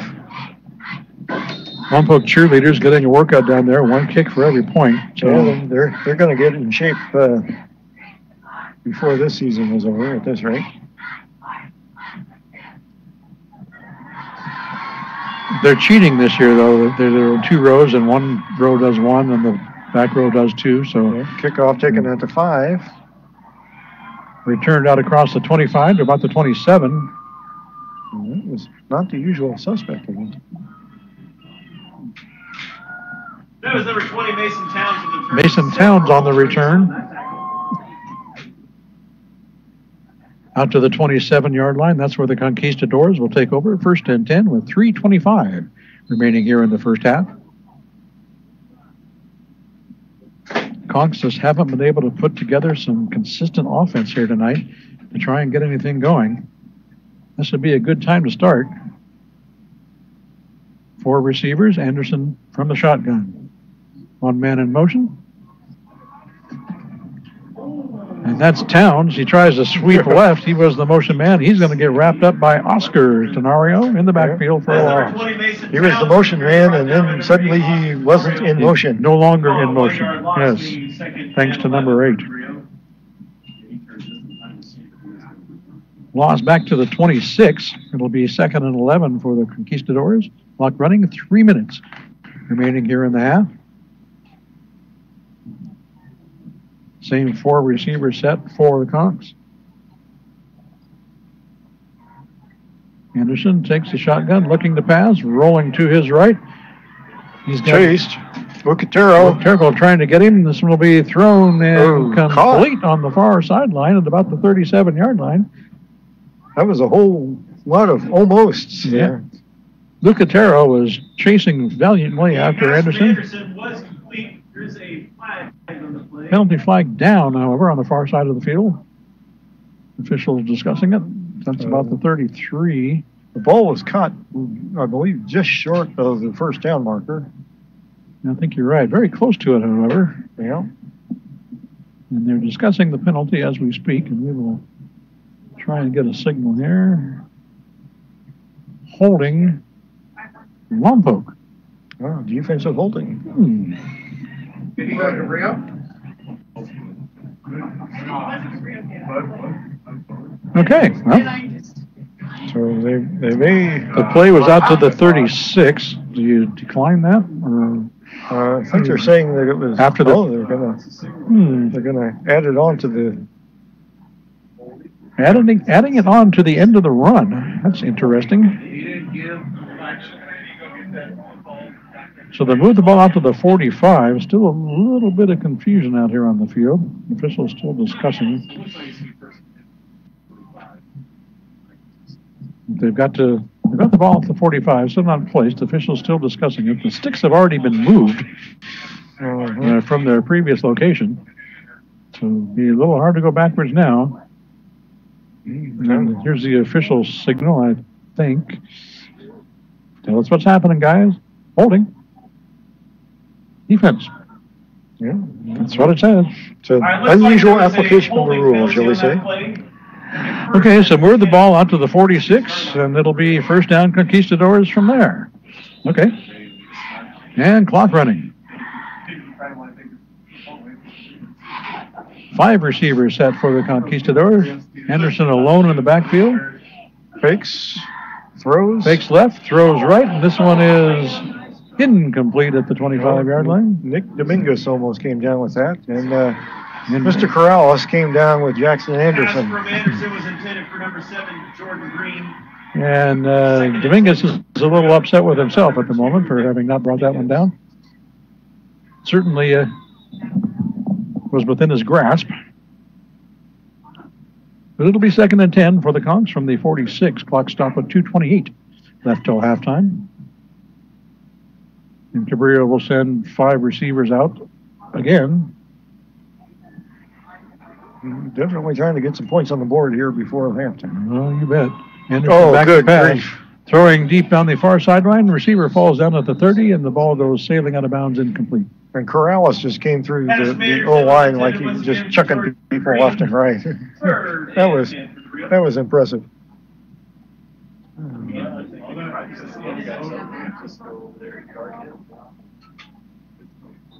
Well, it'll be 3rd and 10 now after a couple of incomplete passes.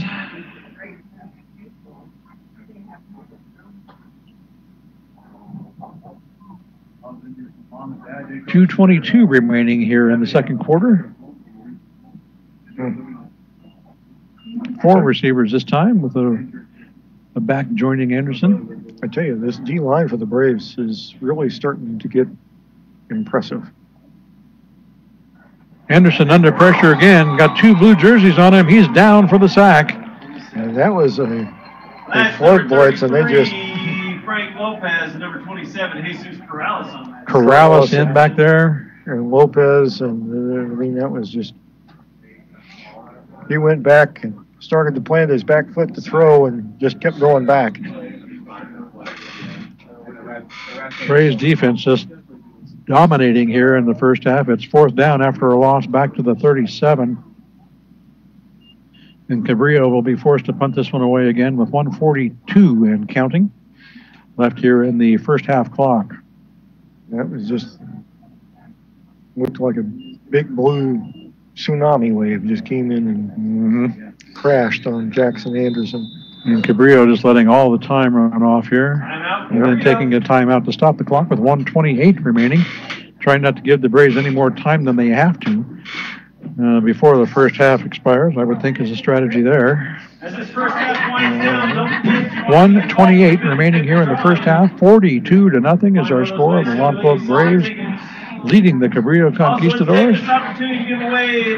Braves have scored on every possession they've had. Scored a touchdown on every possession they've had. Well, it doesn't look like there's much chance of San Ynez getting bumped in just on general looking good tonight. They're up 28-0 on San Marcos in the second quarter. Oh, okay. That's almost to be expected. That at least gets them into the discussion. Very good. Orcutt Academy in another game of great interest in 8-man. The number 1 versus the number 3 ranked 8-man teams in Central section. Nice punt. Cabrillo punts this one away, rolls down to the Brave 25-yard line as Nick Dominguez gets out of the way and lets it die. Down at the 24-yard line, first and 10 for the Braves from there. Put it at the Brave 24, first down Lompoc with 1:19 remaining in the half. So if you're Lompoc, what's the strategy with just over a minute to go? Don't get anybody hurt. That's a good strategy. Yep. But the Orcutt Academy leads Mission Prep 21-20 at halftime. Oh, that's a good one.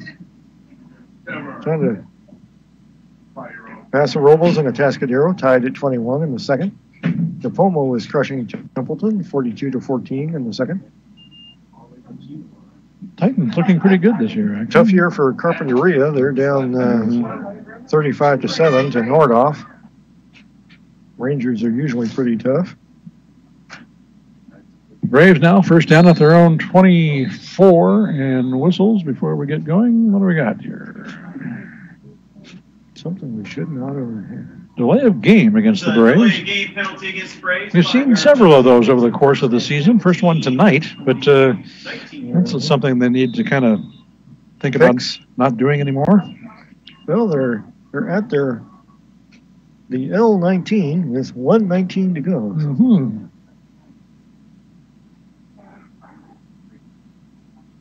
Braves will send 2 receivers wide to either side. And I think we'll see a run. Takes the handoff. Uribe looking to throw deep down the far sideline. And this one will fall incomplete at about the 45-yard line. Good coverage. Tried to get out there. That was Tenario, is it not? I believe it was Tenario or Daniels. Big pass makes it 2nd and 15 for the Braves. Either way, incomplete. 2nd down and 15 from the 19. Clock stop with 1:12 remaining in the half. Braves still have the 4 receiver set, 2 wides, 2 slots. Uribe takes the snap. Good protection. Throwing deep left, same play. This one will be a diving, sliding catch complete at midfield. That was Andrew Galindo, proving he can catch on offense as well as defense.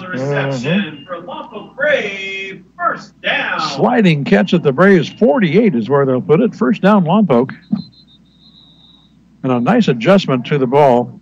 And a flag now comes out on the far sideline. Sideline warning against Cabrillo, I think. Sideline warning against Cabrillo. No harm, no foul until they do it again. Clock now running. 1 minute remaining here in the half. Braves first down at their own 48. Takes the handoff. Iribarren looking to throw across the middle. This one will be tipped and incomplete. Looking for Schumer.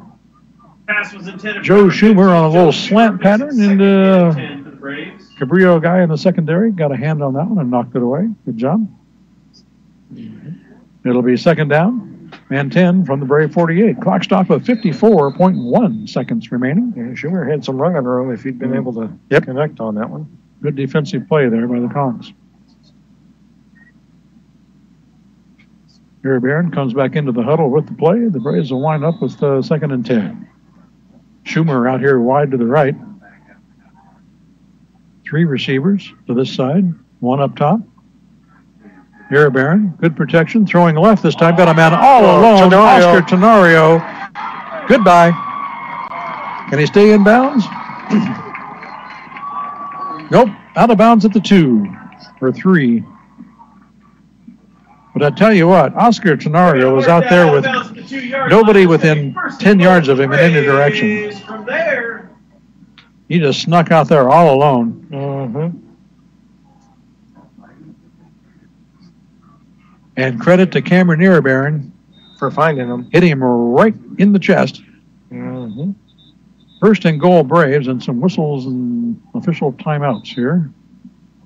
Looks like the Braves are sending in a whole bunch of new folks. 43.3 seconds remaining. It'll be first and goal from about the 2, it looks like. Far hash mark. Officials out to discuss something with Coach Jones.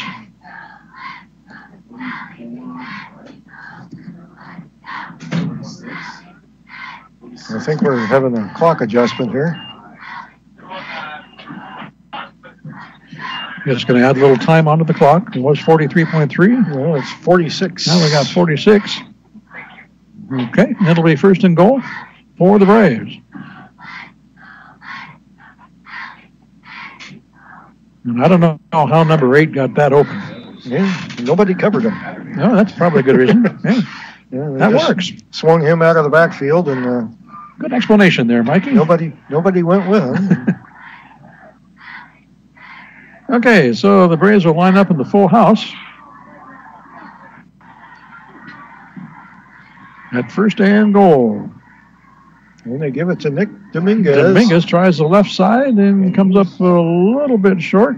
Looks like he got about halfway there. that was number 2, Nick Dominguez on the carry. And timeout called by the Braves. Stops the clock with 36.4 seconds remaining here in the half. I believe that is the last timeout for the Braves. I believe so. Cabrillo has 1. Doubtful they will be using it anytime soon. Yeah. 36.4 ticks remaining in the first half clock. It is 42-0. The Braves on top and trying to add 6 more before the half runs out. Okay, we got a sizable 50-50 drawing here tonight, Greg. Well, a sizable crowd to contribute to it.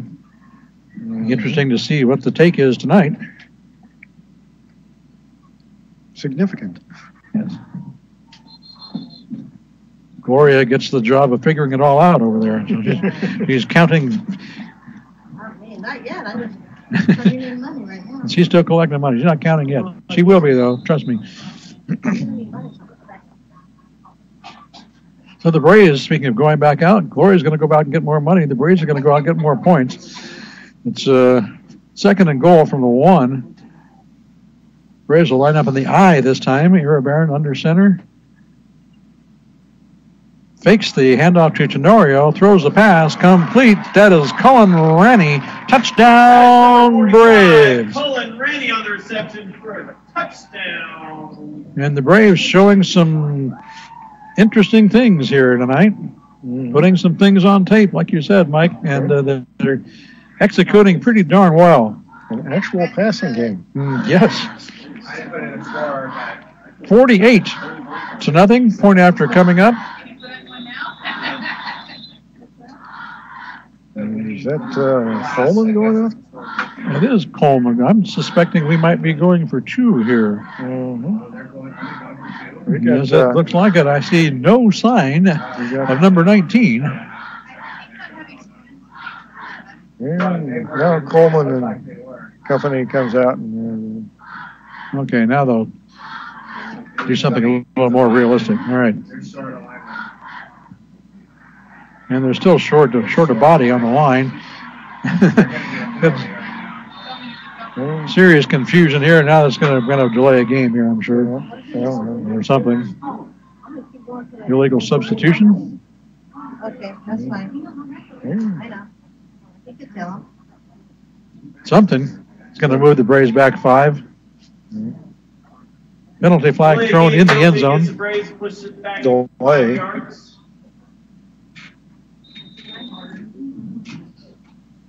So move the ball back to the 15. Still should be no problem for Anguiano.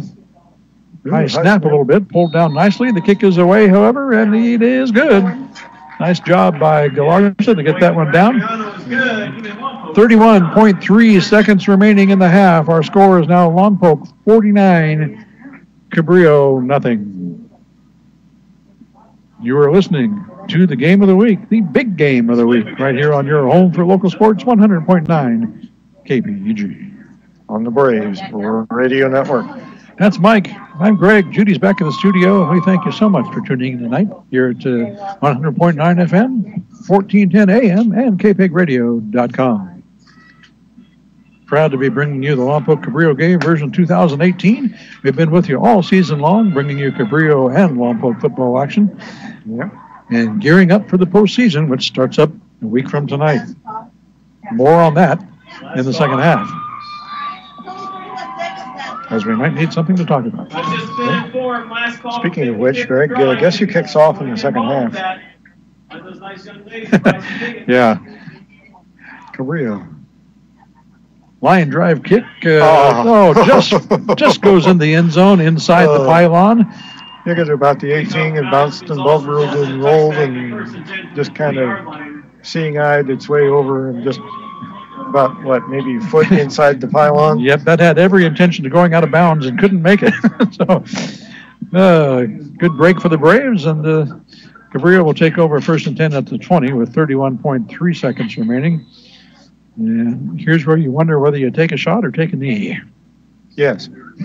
Yes. It's a good philosophy. Yes is a acceptable response. A positive view of the universe. And the Conquistadors will line up with 5 wides. So it looks like yes is the answer. Anderson with the keeper. Got a little bit of room up the middle, breaks a tackle, then gets stacked up at around the 26. And I would recommend some of those that he go down too, because yeah. I know you're trying to make a play, Jackson, but 6-yard pickup makes it 2nd and 4 for Cabrillo. 2nd and 4 from the 26. Clock running, and that should be the last play in the half. I think it will be. Indeed. Teams are already heading toward the locker room. We've got zeros on the clock. Unfortunately for Cabrillo, they've got a 0 on the scoreboard as well. Lompoc, however, has 49 on their side. 1 half complete here in Big Game version 2018. Our score is Lompoc 49, Cabrillo nothing. And just to give you some idea of the complexity of Division III, which is the division Lompoc is in. Well, I'll tell you what, Mike, let's get back to that here a little bit. We got a whole lot. Just one quick teaser. Okay, a teaser, all right. There are 19 teams in Division III from 15 different leagues. Okay, if that doesn't tell you how complicated it's going to get, stay tuned. We'll tell you all about it. We're going to send you back to the studio for some pertinent information about things going on around the Lompoc Valley. We got a 20-minute halftime tonight, so we'll see you back here in 20 minutes for the second half. Stay tuned, everybody.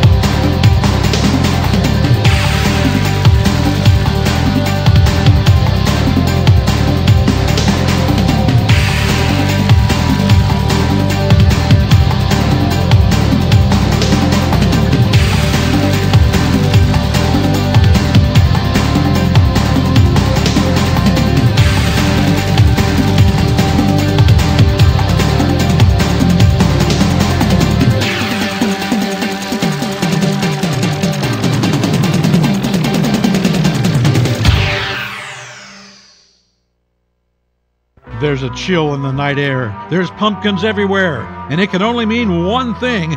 It's almost time for KPEG's Hardcore Halloween Celebration. Listen in on the 31st as we play specially selected Halloween-themed tunes all day long. Then at 6 o'clock, the gloves come off and the masks go on as we dive deep into the darker side of Halloween rock, playing non-stop hardcore heavy metal Halloween tracks until midnight. Join us and prepare to be rocked to the bone. It's KPEG's Hardcore Halloween, starting at 6 o'clock on Halloween night. Be there, if you dare. Boys and girls of every age wouldn't you like to see something strange? I got smart about mortgages. Now, it's my house I go home to. I got smart about college. Now my kid's off to a great start. When it comes to your money, whatever you want to get smart about, you can find it at smartaboutmoney.org. I got smart about health insurance. Now both my finances and I are healthy. Smartaboutmoney.org is a free online resource from the National Endowment for Financial Education. We're an independent nonprofit foundation dedicated to helping people just like you get sound information about money. I got smart about protecting my job. Now, I'm doing better than ever. For everything from how to build an emergency fund to how to deal with job uncertainty, smartaboutmoney.org has the answers you're looking for. I got smart about credit cards. Now paper or plastic has a whole new meaning. Smartaboutmoney.org, the easy place to start when you want to get smart. The campaign for the Lompoc Community Track and Field is raising funds in order to add a new synthetic turf field and a 9-lane rubberized track to Houck Stadium. This historic and transformative renovation will meet the needs of students, athletes, and the community for years to come. The effort is gaining momentum, but they still need help in order to reach their fundraising goal. If you'd like to donate or buy an engraved brick to be installed in the updated stadium entrance, you can do so online at lompoctrackandfield.com. Your donation is tax deductible and will positively impact the Lompoc community. Please go to lompoctrackandfield.com to show your support.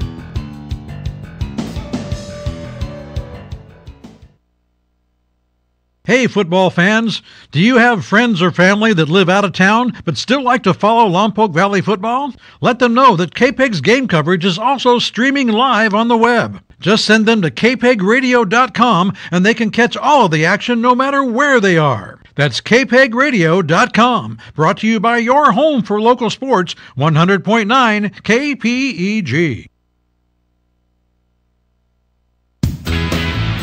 By now, you've probably figured out that KPEG is not your ordinary average radio station. In fact, we're anything but ordinary.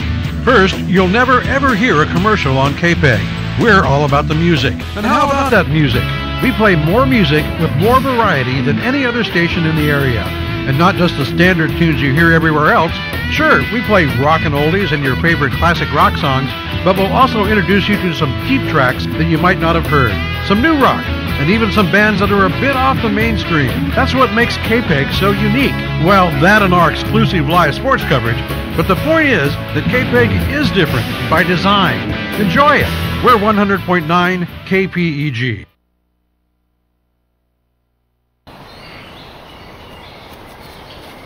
Dad! Come on! Over here! Look at this, Dad! Over... Whoa. The moment my son saw a redwood tree. It's huge! Is the moment I knew that for him, you can't even see the top of that thing! even the sky has no limit. There are some moments only the forest can inspire. Find yours at discovertheforest.org. Learn about forests near you and discover cool things to do when you go, like hiking, biking, fishing, or camping. Or do your own thing when you get there with family and friends. Your moment is out there. Find it at discovertheforest.org. That's discovertheforest.org. Brought to you by the U.S. Forest Service and the Ad Council. Wow! It's the Knights of Columbus Barbecue fundraiser. There will be tri-tip or chicken, beans, salad, and garlic bread. Where do I get this feast, you ask? At the Walgreens parking lot on October 27th from 11 a.m. to 2 p.m. The fundraiser will support several local charities in our community. That's the Knights of Columbus Barbecue Fundraiser from 11 a.m. to 2 p.m. at the Walgreens parking lot on Saturday, October 27th. I can't wait. I hope to see you there.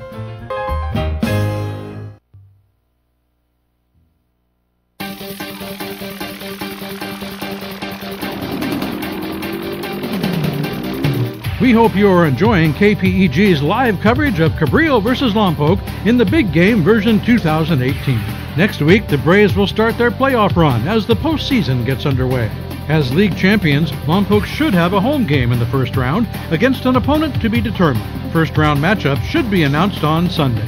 The KPEG broadcast crew will be following the Braves throughout the playoffs for both home and away games, so tune in to 100.9 FM for all of the action.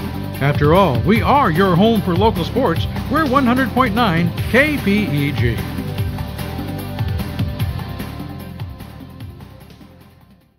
The City Council meetings are your window into how Lompoc works. You can even speak to the council and let them know how you feel. But if you can't be there in person, you can always follow along on TAP TV, KPEG Radio, and the web at cityoflompoc.com. That's right. We'll be there on the first and third Tuesday of every month, bringing you all the comments, discussions, and votes. So tune in for a live trimulcast of your City Council meetings, only on TAP TV, KPEG Radio, and cityoflompoc.com. You're listening to the Game of the Week on KPEG. It's halftime, so grab a snack, refresh your beverage, then settle back into your favorite chair. The second half kickoff is coming up soon, right here on 100.9 FM KPEG.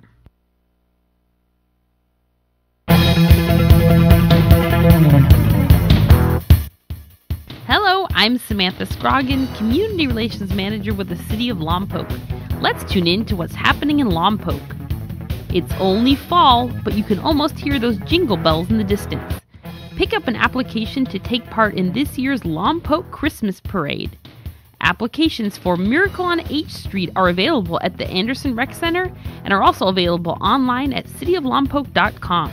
Photo submissions are being accepted for the Lompoc Valley Photography Contest, which the City of Lompoc Recreation Division is holding this year as part of its Arts and Vines event. Arts and Vines will take place on Saturday, November 3rd from 10 a.m. to 2 p.m. at the Dick DeWeese Community and Senior Center. Admission to Arts and Vines is free of charge.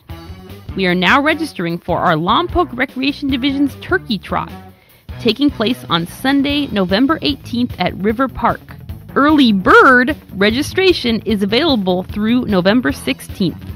Registration is also open for a chance to perform in Lompoc Youth Theater's The Nutcracker. This mini musical camp will take place in December, with mandatory auditions on Saturday, December 1st. Our Lompoc Library now offers Art on Saturdays, a craft program for teens and children. And the Lompoc Library will be celebrating International Games Week with numerous games November 4th through November 10th. District elections are around the corner in Lompoc. To help inform our community about this new district election process, we've created a district elections webpage linked from cityoflompoc.com. Visit our City of Lompoc website at cityoflompoc.com for more information on all these great events and more. And be sure to follow the City of Lompoc on Twitter, Instagram, and Facebook for all of the latest news in the city. Thanks for joining us for this City of Lompoc news update. We'll talk to you next time when we tune in Lompoc.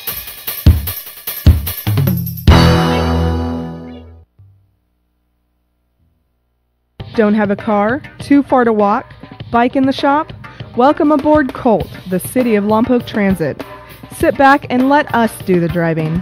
Colt serves the communities of Lompoc, Mission Hills, and Vandenberg Village. We offer comfort, low fares, convenience, free transfers, and great service.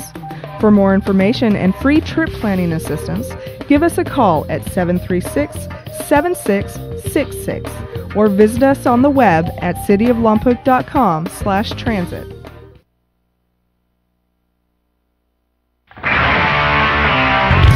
So, you want to know what's new on KPEG?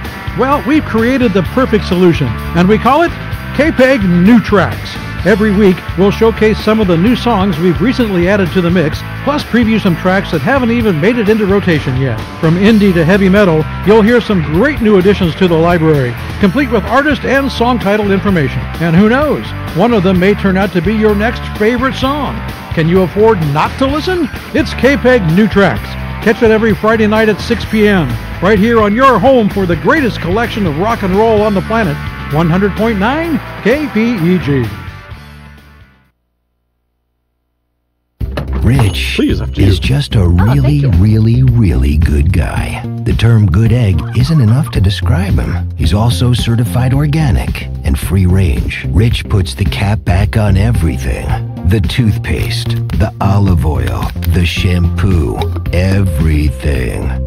He lets his 10-year-old nephew beat him at virtual tennis, even though he can straight up slay his 10-year-old nephew in virtual tennis. When the toilet paper is running low, Rich replaces the roll on the actual holder, not just on the back of the toilet. Rich is texting and driving. Rich, no. What are you doing, Rich? I was just telling everyone how great you are. Texting and driving makes good people look bad. Visit StopTextStopWrecks.org, a public service announcement brought to you by the National Highway Traffic Safety Administration and the Ad Council. I shop and cook for my mom every week. I help my dad pay his bills. I take my wife to the doctor. Am I a caregiver? Are you caring for a senior parent, spouse, or friend? Do you spend time helping with meals, shopping, or personal care? Are you stressed? Do you have less time for yourself? You are not alone. Nearly 1 in 6 people in Lompoc are caregivers. Visit caringtogetherlompoc.org or call 925-9554. There's a chill in the night air. There's pumpkins everywhere. And it can only mean one thing. It's almost time for KPEG's Hardcore Halloween Celebration. Listen in on the 31st as we play specially selected Halloween-themed tunes all day long. Then at 6 o'clock, the gloves come off and the masks go on as we dive deep into the darker side of Halloween rock, playing non-stop hardcore heavy metal Halloween tracks until midnight. Join us and prepare to be rocked to the bone. It's KPEG's Hardcore Halloween, starting at 6 o'clock on Halloween night. Be there, if you dare. Boys and girls of every age wouldn't you like to see something strange? You're listening to the Game of the Week on KPEG. It's halftime, so grab a snack, refresh your beverage, then settle back into your favorite chair. The second half kickoff is coming up soon, right here on 100.9 FM KPEG.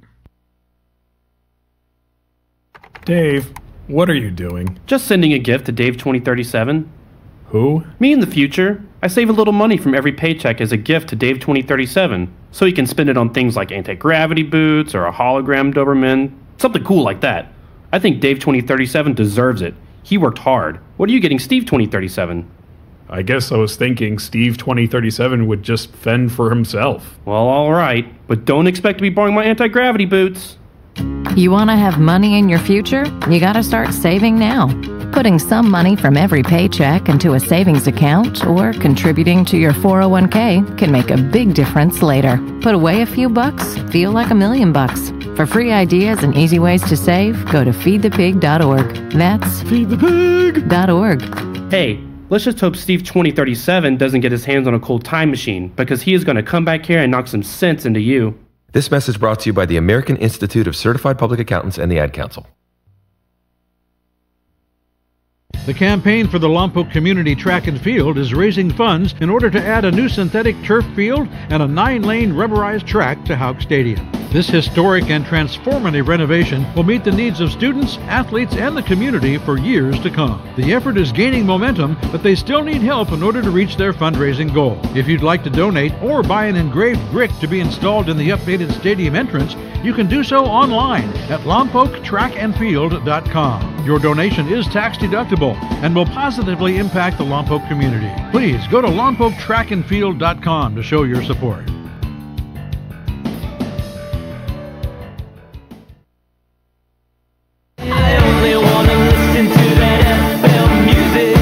Hi, I'm Casey Farah, your host for KPEG's Local Music Hour.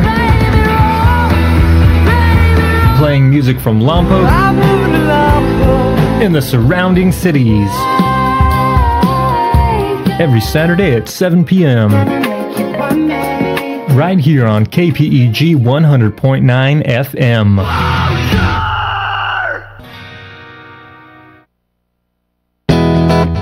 Hey Lompoc, now that your newest, bestest, most favoritist radio station is up and running, why not put us to work? If your organization has a nonprofit event or fundraiser coming up, let KPEG help spread the word. Just submit your public service announcement at least 2 weeks in advance and we'll handle the rest. Call us at 875-2750 for details.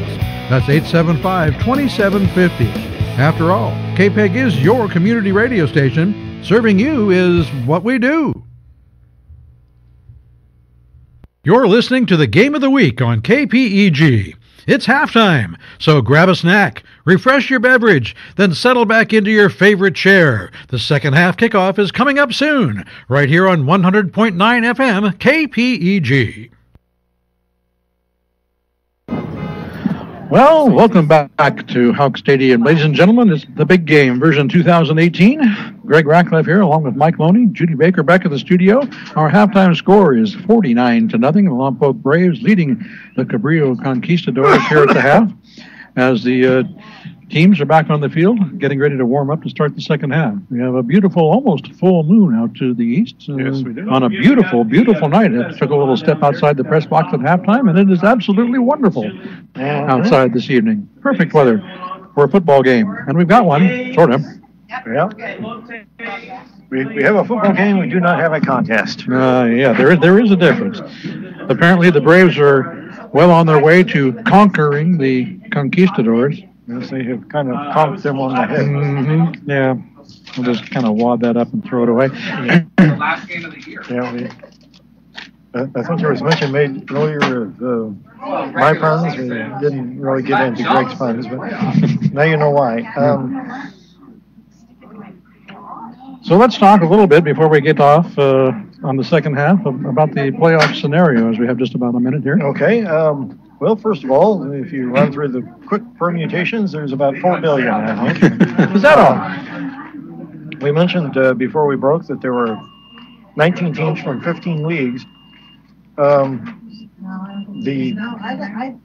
teams that have consistently been ahead of Lompoc are Cajon, who nobody, I don't think, in the division is going to touch. They just blew up Carter 46-14 on Thursday.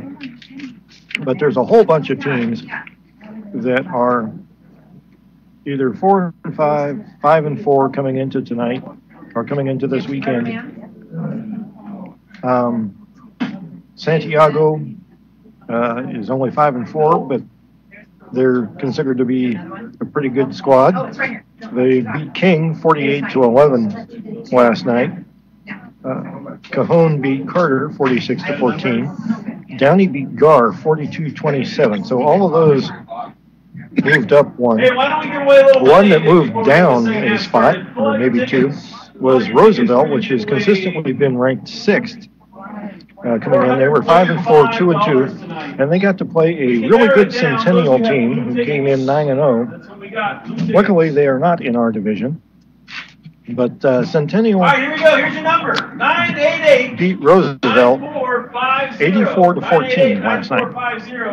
84-14. 84-14. So there were 11 games coming into tonight involving teams in D3. Valley View was playing Paloma Valley being in D3. They're 5-4, 0-2. Damien is 4-5, 1-3. They're playing Los Osos. Hart, 5-4, 2-2, is playing Golden Valley 2-7. Etowando, 4-5, 1-3 in league, is playing Chino Hills, who's 5-4, 2-2. Did they go? Charter Oak is 2-7, 2-2. And they're playing South Hills, who's 9-0. South Hills not in our division. Citrus Hill. And we'll take a break with that and get underway here in the second half. The Conquistadors try a little pooch kick over the front line of the Braves. which eventually rolls out of bounds around the 30-yard line or so, and that'll draw a penalty flag. So as you mentioned, Mike, before half broke, the bad news, the continued bad news for the Conquistadors is they had to kick off to start things in the second half. And now they throw a penalty flag on top of that for kicking out of bounds. I think they'll probably just take it where it went out. Looks like they're going to put it at the 35, 36. Okay. All right, the kick goes out of bounds, making it 1st and 10 for the Braves. So the Braves will take over, 1st and 10 at their 36, just underway here in the second half. A little bit of animosity this year between the two schools, among the supposed adults, so I'm not sure how much effect that's going to have on this one. Here, Barron scrambles away from one would-be tackler in the backfield and gets out of bounds for a loss of a couple, however. That's here, Barron, forced out of bounds for a loss of about 5. Catherine Spencer back there for the Conquistadors, wreaking havoc in the backfield. Blue ticket number 988-9450. Loss of about 4. We got some money for you in the press box.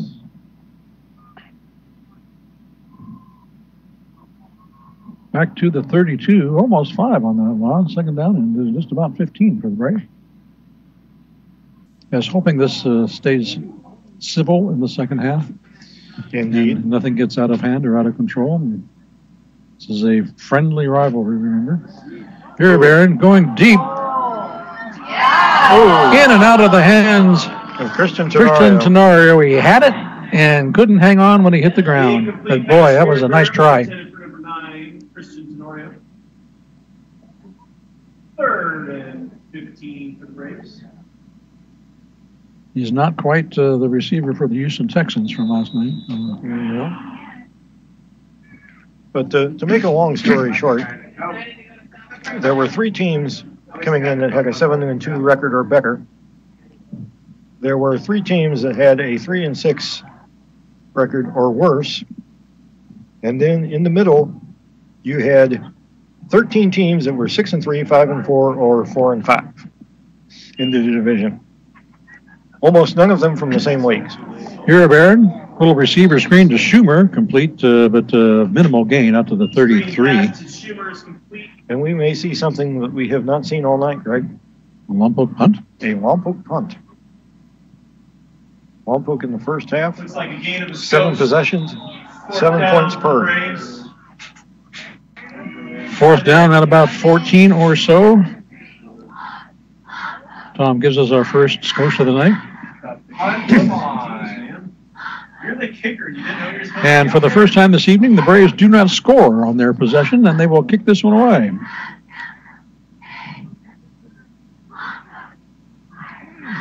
Good pressure. Kick away, though. That's going to be a squirrely kick that comes out of bounds here on the near sideline. Right around the 50, I think. See where they're going to spot this. Pretty short, regardless. Looks like they'll put it just across the 50. The 49-yard line to Cabrillo, so excellent field position for Cabrillo to start their first possession of the second half. Their best starting field position. Indeed. 10-12 left here in the third quarter. Cabrillo's 9th possession. We want to give you some money coming up to the press box. 2 receivers to either side for the Conqs. We do know one thing about Division III, Greg, which is that almost everybody is far, far away from here. Yes. In a galaxy far, far away, almost far away. The 3 closest teams are Newberry Park, Moore Park, and Sierra Canyon in Chatsworth. Cabrillo will go to the ground game to start things off. Nice run up the middle. Yeah, Misa just kept the lights turning. Put his head down, kept moving forward, and picks up a nice 6 yards or so. Well, 5. 4, 5. 5. 5-yard pick. Second and 5 from the 46 of the Braves. Yep, he's got a ticket right there. This is when Cabrillo needs a nice rally to get things going here. Yep. So they need to put some plays together. Yep. Green out wide to the top. 4 receivers. Anderson from the shotgun. Misa just to his right. Misa gets the carry, stumbles forward for about a yard down to the 45. Nice job by Oscar Tenorio and Corrales. That was number 24, Tito Misa on the carry once again. Called a 1 yard pickup for Cabrillo. Just outside the 45-yard line is the ball. Third down. $445 richer tonight. Pickup of a long one on that. Sets up 3rd and 4. And we're under 9 minutes already. You're not in a running clock, just so you know. Ooh. Pass complete at the 39-yard line. Almost picked, though. Mason Towns on the catch. Number 20, Mason Towns on the reception for Cabrillo. And that'll move the chains for the Conquistadors. First down. Cabrillo at the Brave, 39. Looks like all the standard numbers out there for the Braves starting defense. So the one's still out there for the Braves. Got the feeling when I was talking to Coach Jones that he was going to get these guys some work through the 3rd quarter anyway, trying to get ready for next week. Yeah, D3 is not going to be easy. Oh! Little pass out here to Misa out of the backfield. Bobbles it off his hands, incomplete. And he would have picked up about 4, I think, but he had 5 Braves that were closing in on him. Too sweet. Yeah, he was in the clear where he was catching the pass, but there were some blue jerseys heading in his direction, no doubt. 2nd and 10 from the 39. Misa out into the slot. 5 receivers now for the Conqs. Anderson alone in the backfield. He'll keep it himself. Ooh. Goes off a right tackle and gets down to about the 37-yard line, a gain of a couple. Real quick closing adjustment there by Ranny.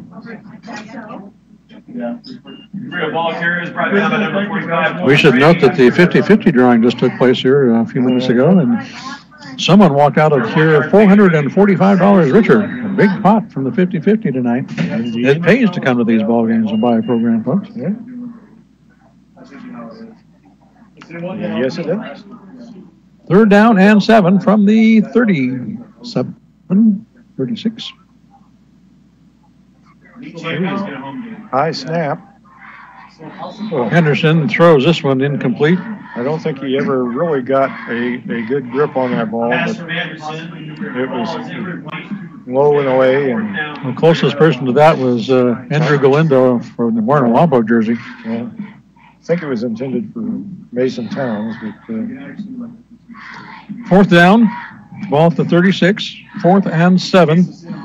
I would have no doubt that the Cabrillo will go for this, and they will keep the offense out. 4 receivers, Anderson and Misa in the backfield. Jackson looking to pass. Under pressure, drops it off to Tito Misa, breaks a tackle, gets inside the 30, and very close to a first down. And Anderson again had DeLuna within handshaking distance. And just enough to move the chains for the Conquistadors. 1st and 10 from just inside the Brave 30-yard line. So Cabrillo goes for it on 4th down, converts, and keeps the drive going. 7-14 and counting. 3 receivers up top. 1 to the near side. Anderson and Misa in the backfield. The give is to Tito Misa. And he gets maybe a yard. Puts his head down and pushes forward to the 29. Tito Misa met in the hole by 33, Frank Lopez.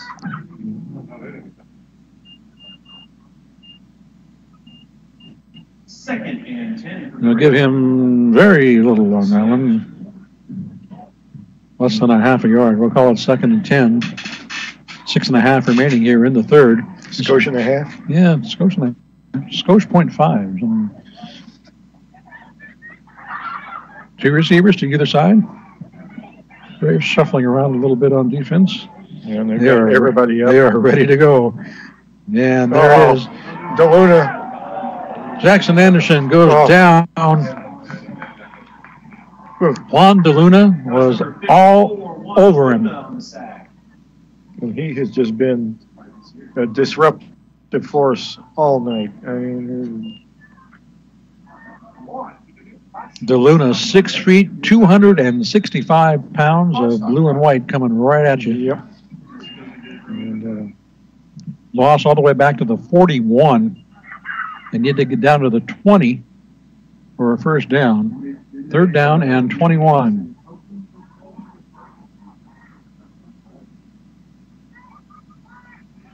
Anderson fakes the handoff. Good protection this time, throwing deep. And this one will be intercepted at the 10-yard line. That's Tenario, the Oscar variety. And the question was, which Lompoc player was going to pick it? And Oscar returns it back to the 40-yard line. The fourth pick of the night for the Lompoc Braves.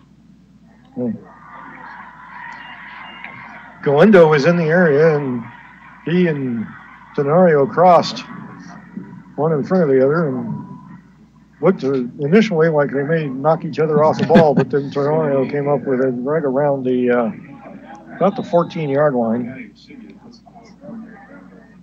Returned it all the way out to the 40, and the Braves will take over. First and 10 from there with 5 minutes, 13 seconds remaining here in the third quarter. 49-0 is their score. Lompoc on top. Well, they're going to say it's right at the 40. And he almost got that back out to the original line of scrimmage. Mm-hmm.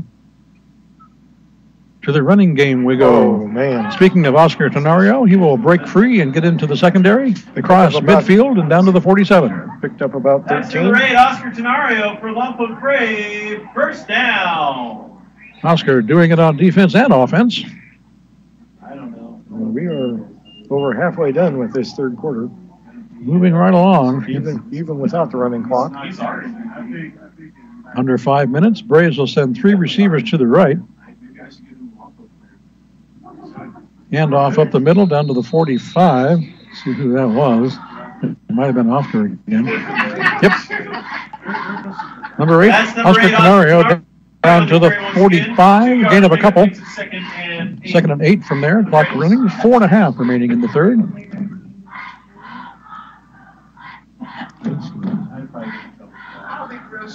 Same formation. 3 receivers right for the Braves. Here, Barron will fake the handoff this time, keeping himself into the secondary, weaving through tackles down to the 10, makes a spin move at the 5, and he's down. Let me tell you something about Cameron Iribarren. He's got some wheels. He can move. Cameron Iribarren on the carry for Lompoc Brave. First down. And he doesn't just run in a straight line. He can do. Yeah, I think that time he kind of dove back into a couple guys that he had a chance to outrace just because he wanted some contact. Hasn't been hit much tonight. So all the way down to the 5-yard line goes Cameron Iribarren, first and goal for the Braves. 3 receivers left. Spin move up the middle. Is that Oscar? Down to the 1. Inside the 1. About the length of the football away. That was number 8, Oscar Tenario, taking the ball down to the 1-yard Oscar line. inside the 1. The right Mike looks to be about the length of the ball away from the goal line. 3:25 left, clock running. Braves about to try and punch this one in. Spread the defense again with 3 receivers left. Give his to Oscar. He's in the end zone, standing up. Touchdown, Braves. Oscar Tenario from about half a yard. And the Braves are on the board again. It's 55-0. Point after coming up.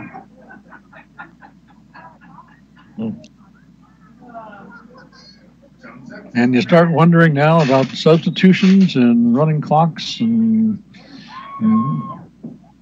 preventing injuries and that sort of thing.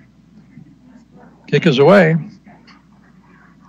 Perfect on the night is Adalberto Anguiano. It's 56-0. 3:07 remaining in the third quarter. Lompoc 56, Cabrillo 0. You're listening to the Game of the Week, the big game of the week, right here on your home for local sports, 100.9 KPEG. And on KTNK, 1410 AM, on the Braves Radio Network. That's Mike. I'm Greg. Judy's back at the studio. Thank you so much for joining us tonight. Appreciate you being with us. And we've got a whole bunch of subs out on the kickoff team, Greg. A lot of clean jerseys out there. Yes, indeed. I suspect we'll be seeing a few of those throughout the fourth quarter as well.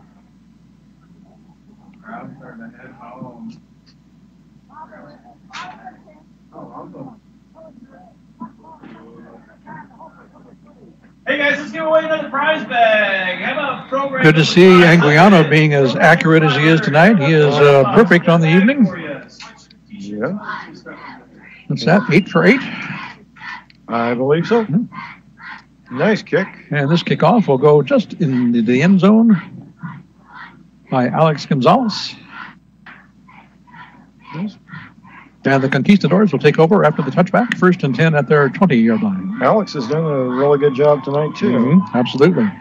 We've talked, you and I, many times about the value of a good, strong kicking game. Yeah. And we got two guys doing it, but they're doing it well.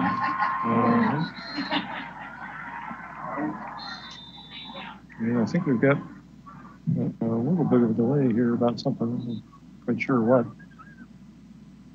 Braves are out on defense. Now the Conquistadors will come out. And the Braves have a whole bunch of subs out there. I think Galindo and Jimmy Gardner are starters. But other than that, I'm not seeing a bunch of guys in uniforms that aren't clean. Run up the middle for the Conqs. About 2 yards on the carry. I think that was 21. Gain of 2. That was a little. 2-yard gain for Cabrillo, 2nd and 8. 2nd and 8 from there. Clock running, 2:45 remaining here in the third. Real tight formation. Anderson under center for the first time tonight. Drops back, throws, got a man open, complete at the 45. Breaks the tackle at midfield, still on his feet. And finally down at the 20-yard line. That was Eddie Little on the catch and run. And a nice run it was. Broke a couple of tackles, kept his balance, stayed on his feet, and staggers all the way down to the Lompoc 20-yard line.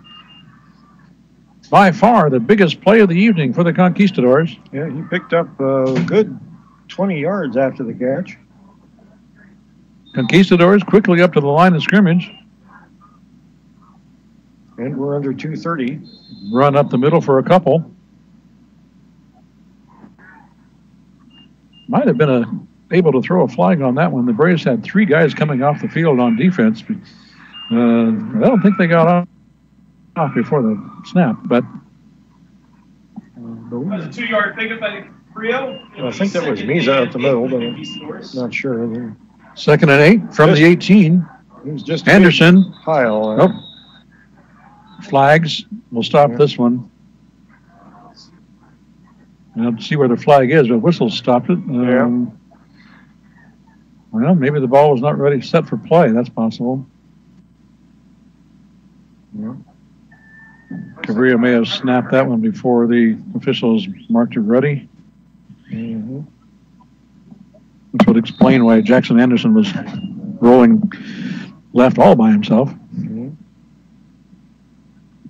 Okay, no penalties. Still 2nd down. 2nd and 8 from the 18. We'll try this one more time. Clock running, 1:45 left here in the third.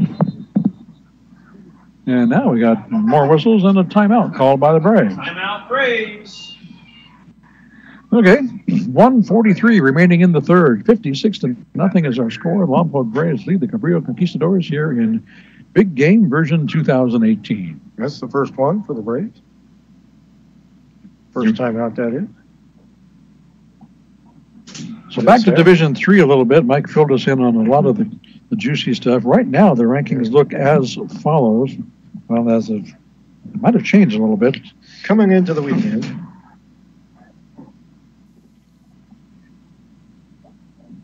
You had Cajon's on top. We know that. Yeah, and Sierra Canyon is second, even though they're only 6-3. They've played a tough schedule.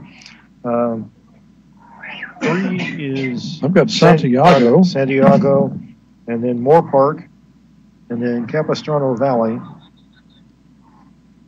And then Roosevelt. They got pummeled. And Citrus Hill, followed by Lompoc in the 8th spot. So Citrus Hill, by the way, is 9-0. So they're a spot ahead on Lompoc, which gives you some idea how tough the division is. Citrus Hill's out of Paris. That's like way away from here. Yep. Jackson Anderson sweeping to the right. Gets knocked out of bounds on the far sideline.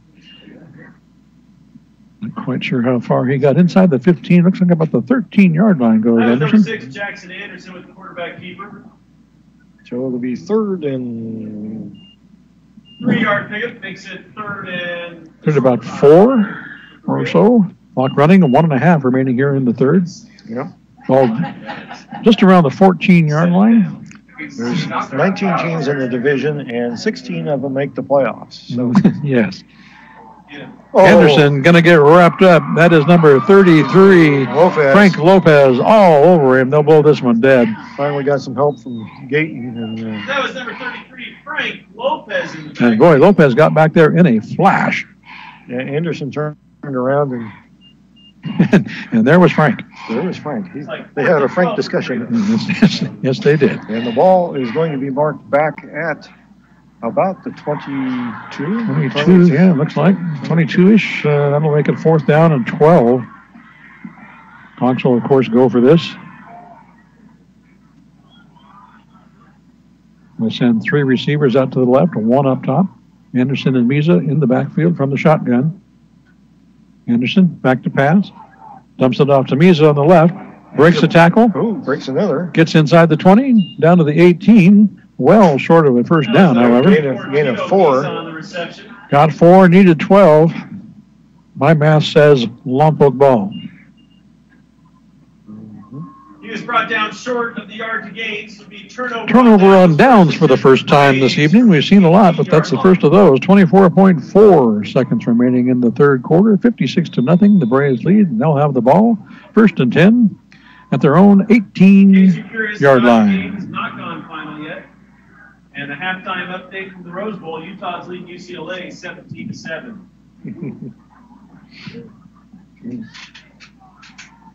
PA announcer Tom Garrett, real happy to announce that Utah is up on UCLA. He keeps track of these things, he does. Yes. Also heard that the Dodgers are tied late.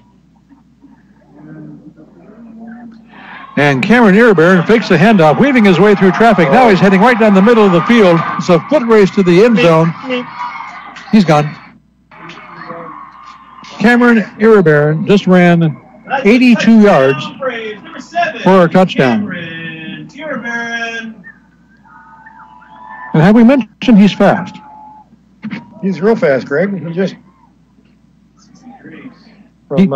he just outran the entire Cabrillo secondary. He just went 82 yards in full regalia in about 13 seconds. Do not try this at home.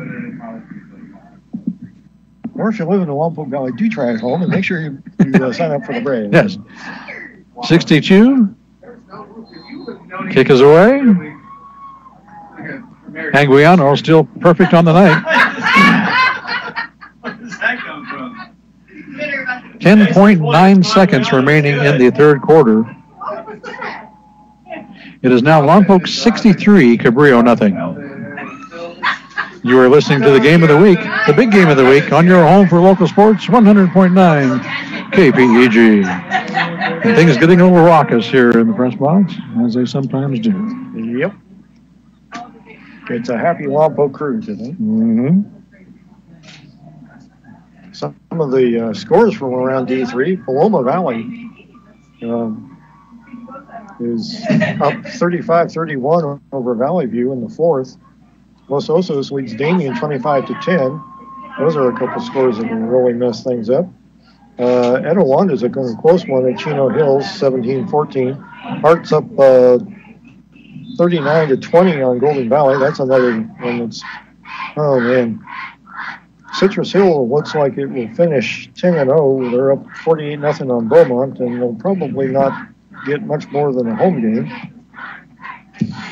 The Braves kick this one away. It'll roll into the end zone for touchback. So Cabrillo will take over with 10.9 seconds remaining in the third quarter, with the Braves leading 63-0. Mikey mentioned Paloma Valley. They're currently in the 13 spot. And just so you know, folks, Paloma Valley is in Menifee. If the Braves happen to meet them down the road, and I do mean down the road, way down the road, in the later rounds of the playoffs, Menifee is 239 miles from here. Yep. I believe they are the farthest distant team in D3 from the Lompoc Valley. So we're hoping we don't have to go see those guys. Indeed. We wouldn't mind having them visit. They can come visit us, but we don't want to go down there. By the way, the third quarter has ended. 12 minutes left here in the big game version 2018. Lompoc up 63-0.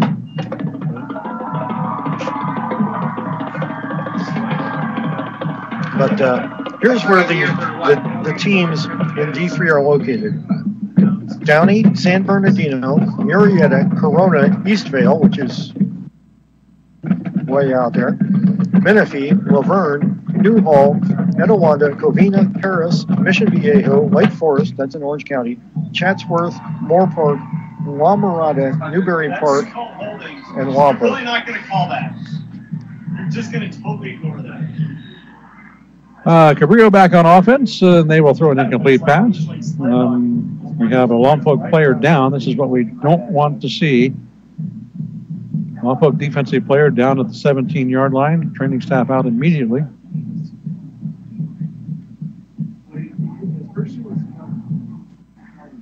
And we will check on what this injury is. We have some substitutes out there, of course.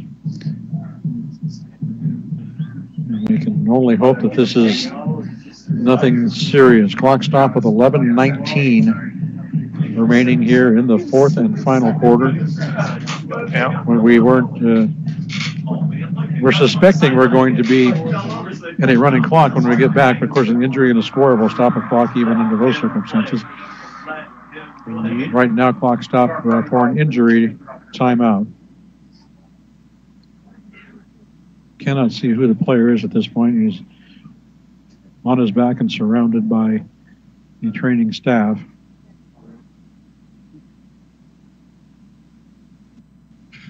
Both teams huddled on the sidelines. So is there any current speculation, Mike, on who the Braves might potentially face in round one? Well, there's a lot of speculation. But for instance, you mentioned Paloma Valley.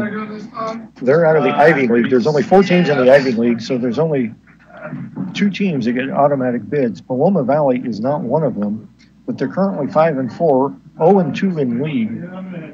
But they're playing Valley View, who's 2-7, 0-2 in league. So when you only have 19 teams and 16 of them go to the playoffs, there's a chance Paloma Valley might make it. That's strange. But there's basically only 3 or 4 teams that really have a shot at winning a league championship in Division III. And I'm not really sure how much weight that's going to carry with the matchmakers at CIF. Injured player, by the way, has been identified as number 73, Carson Rennie. He is sitting up. Backup D lineman. And is being assisted to his feet. So here we go. He will come to the sideline with a little limp. Whoever scores, Just gets a nice round of applause from the folks here in the stands and in the press box. But Cajon is going to win their division. This is a team that beat Helix. You've heard of Helix out of San Diego? I've heard of Helix, yes. Yeah, they beat Helix 43-3. What we're doing in the division with them, I do not know. Helix can play football. Yeah. San Diego and Roosevelt are both in the Big 8, and they're kind of middle of the pack. Capistrano Valley and El Toro from Division 3 are both the bottom 2 teams of the South Coast League. Moorpark's in the middle of the Camino League. They will finish 3rd. They can't do anything else. Hart's the 4th team in the Foothill right now. Paloma Valley is the 3rd team in the Ivy. Damien and Etiwanda are the 4th and 5th teams in the baseline.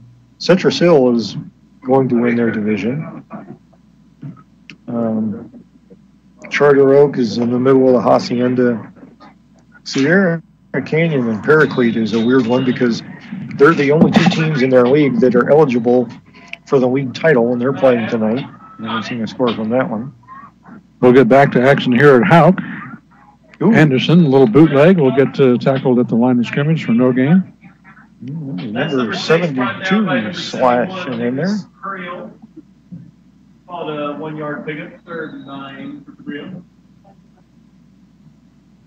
72 being Sergio Roca for the Braves. It'll be 3rd down and 9 for the Conquistadors. Haven't seen a lot of Sergio this year. Clock now running, 10:40 remaining in the game. Anderson, shotgun, good protection, throwing deep down the near side, looking for Jordan Green, and he's got him. Complete at about the 43-yard line and down there. First time they've been able to connect to Green tonight. Pretty good coverage, but the pass was thrown in a good place, and Green is a good receiver if you get him anywhere near the ball.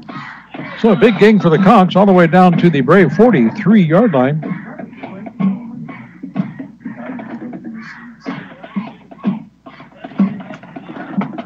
Clock running, under 10 minutes remaining. Anderson looking left, complete on the slant pass to the 30-yard line. And got a flag down. It was Eddie Little on the catch. Right at the spot of the catch. See what the penalty is about. It looks like it's going to, the catch will stand. Might be a face mask. We are in a running clock, by the way. The clock's still going. Yes, face mask on the tackle against the Braves. So that will add 15 yards onto a completed pass and move the ball all the way down to about the 5-yard variety. Okay. 1st and 10 from the 25 then. Clock running, 9:11. And I can tell you what the emergency is. It's 63-0. That's what the 911's about now. Ball just inside the 25 of the Braves. Anderson from the shotgun, looking to throw. Pressure again. Throws this one into the end zone and incomplete at the goal line, intended for Green. Off the hands of a Lompoc DB. Couldn't quite get the number there. I think that might have been Christian Tenorio in coverage back there. Yeah. 2nd and 10 off to the incomplete pass. Clock running, however. 8:25 left here in the game. Oh, yeah, I was going to mention Tom's PA announcer is bringing that up to the attention of the crowd. There is the big game after party this evening going on over at the YMCA, as is a tradition. Yeah, the lights are on. And everybody's home. They're powering stuff up over there. So head on over there if you'd like some after-game fun. Yeah, Jackson Anderson breaks 3 tackles and gains about 1.5 yards, I think. He's going to have some after-game fun in the whirlpool. Yeah.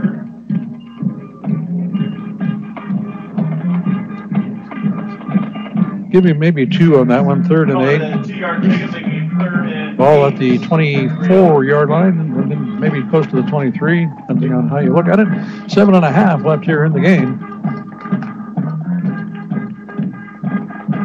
He looked like he was trying to work his way through the mosh pit that time. Absolutely. Cabrillo in rally mode here. 4 receiver set.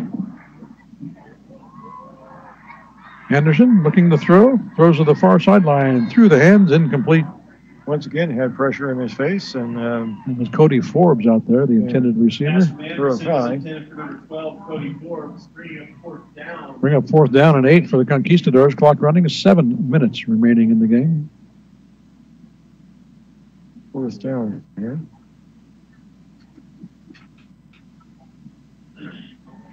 Fourth and 8. Cabrillo offense will stay on the field, of course. No thought of even a field goal to try and get the 0 off the board at this point. Ball at the 23-yard line. And whistles. Timeout. Timeout called by the Braves. No, Cabrillo, sorry. 6:33, and the Conquistadors will call a timeout. They have 2 remaining. Here first.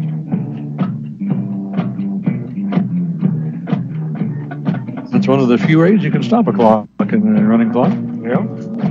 Is by asking for it to be stopped. So the Braves will be back here, presumably with a league championship and a first-round home game. Well, and one of the better records in the division, you would think that they would get a first round at least. But at this point, no idea who might be coming to visit. Could be anybody. It could be anybody in the division, basically, except for Cajon, I think, is probably not going to be playing Lompoc in the first round.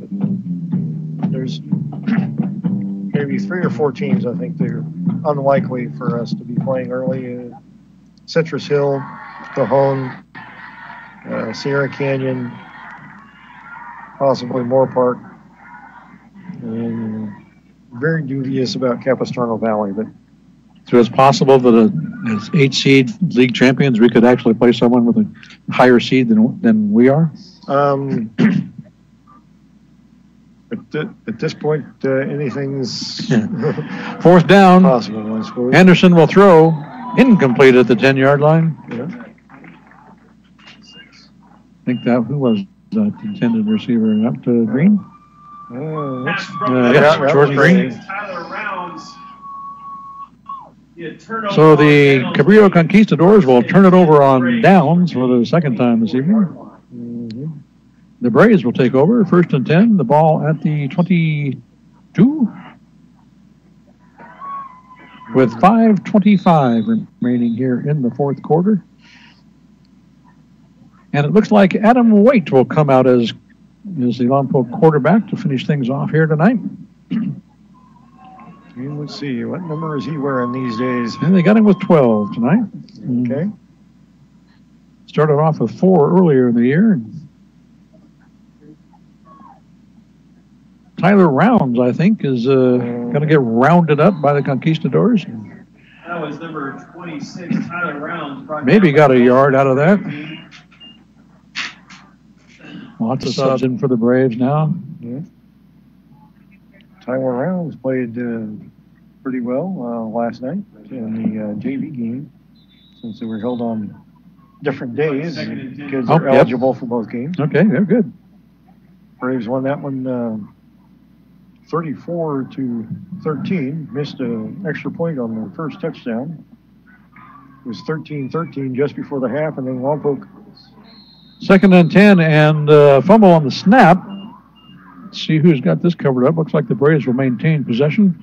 Yep. Ball is covered up in the backfield. Waite managed to get on top of that. Yeah.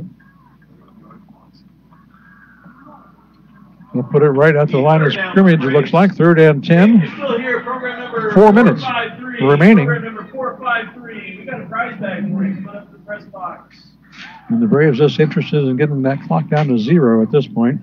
In the JV game, the Braves scored with 4 seconds left in the second quarter to go up 20-13, and then got 1 in the 3rd and 1 in the 4th. Little draw play to Rounds. He'll cut up the middle and then go to the outside for a nice little gain. Out of bounds at around the 34, looks like. First down, Lompoc. And that's a Lompoc Brave. First down. Clock running, 3:25 remaining. Put it right at the 34-yard line. There we go. 1st and 10 from there. in the second half. In the third quarter, the Braves got a 30-yard run, managed to mess around on one play, then picked up a penalty, and then they got a 33-yard touchdown. And then the next possession in the fourth quarter, Canley had a 2-yard gain and then a 70-yard gain. And that'll do it. So his average was pretty good. Daniels in motion. He'll get the carry, sweeping to the right, finds the corner, turns on the juice, and gets across the 45 out to about the 47-yard line, looks like. Nice run. I guess. And Kylan Daniels. That's number 3, Kylan Daniels. Mostly been playing defense tonight. They've gotten a lot of action on offense, but 2:20 left here in the ball game. The Braves have a first down at their own 47-yard line. Showed some nice speed there. Braves taking their time. High formation. 6.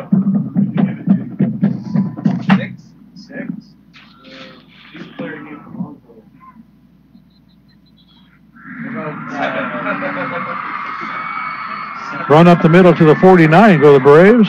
Gain of about 4, looks like. Second down and 6. Second and 6 for the Braves. 1:45 left in the game. A couple of snaps away are the Braves from a big game victory.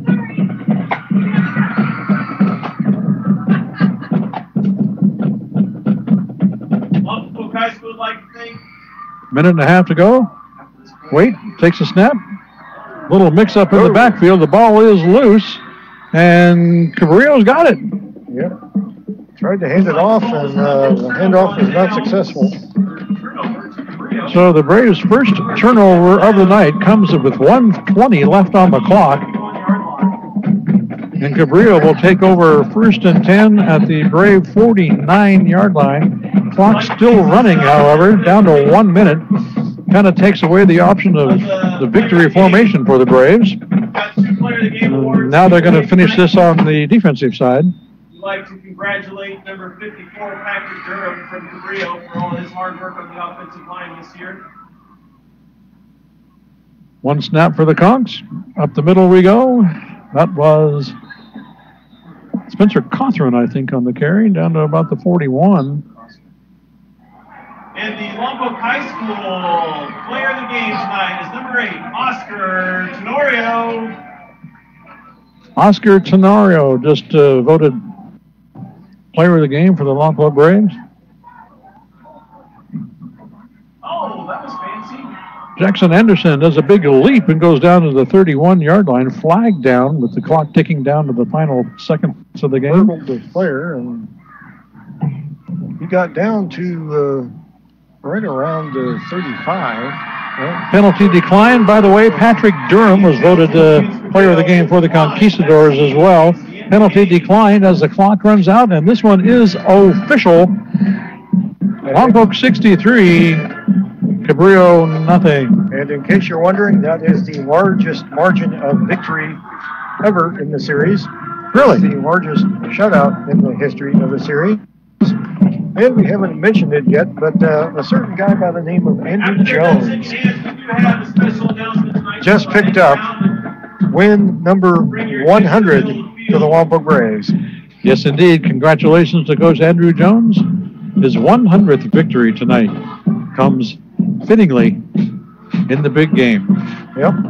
That's his 11th win against Cabrillo, against 0 losses as a coach. Should also mention that this is the 41st consecutive league victory for the Lompoc Braves. Those are just staggering numbers when you stop and think about it. The last time Lompoc lost in league was in 2010, a game up in Templeton in which they had way too many turnovers. 6 or 7, if I recall correctly. Yep. I remember that game very well, actually.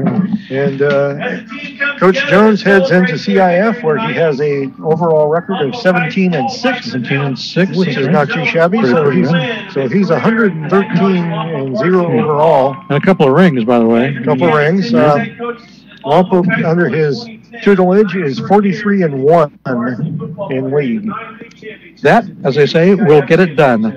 And the Braves got it done here tonight at Houck, taking care of the Cabrillo Conquistadors by a score of 63-0. It was Braves all the way from the opening kickoff, and they never looked back.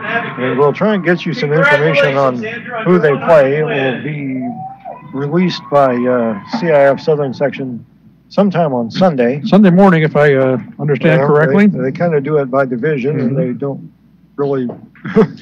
Well, we will be keeping an eye on that, and stay tuned here to KPEG. We will let you know Monday morning. Should be a home game, first round. That is the hope, anyway. Other than that, who knows? Well, I know one thing. The Braves are Channel League champions. Yep. They finished their league season at 5-0. They go into the playoffs with a record of 8-2.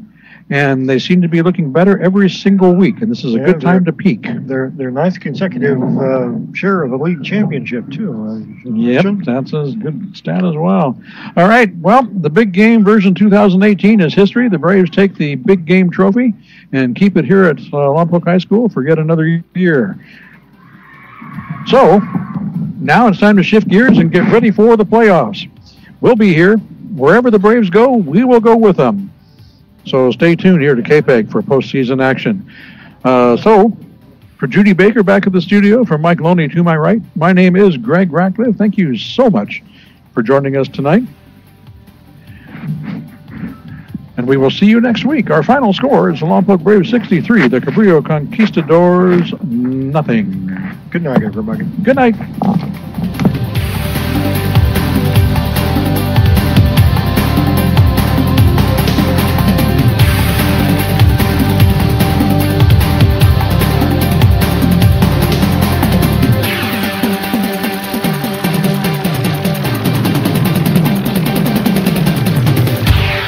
Hi, this is Cabrillo head coach AJ Pateras. Listen to Conquistador football right here on 100.9 KPEG.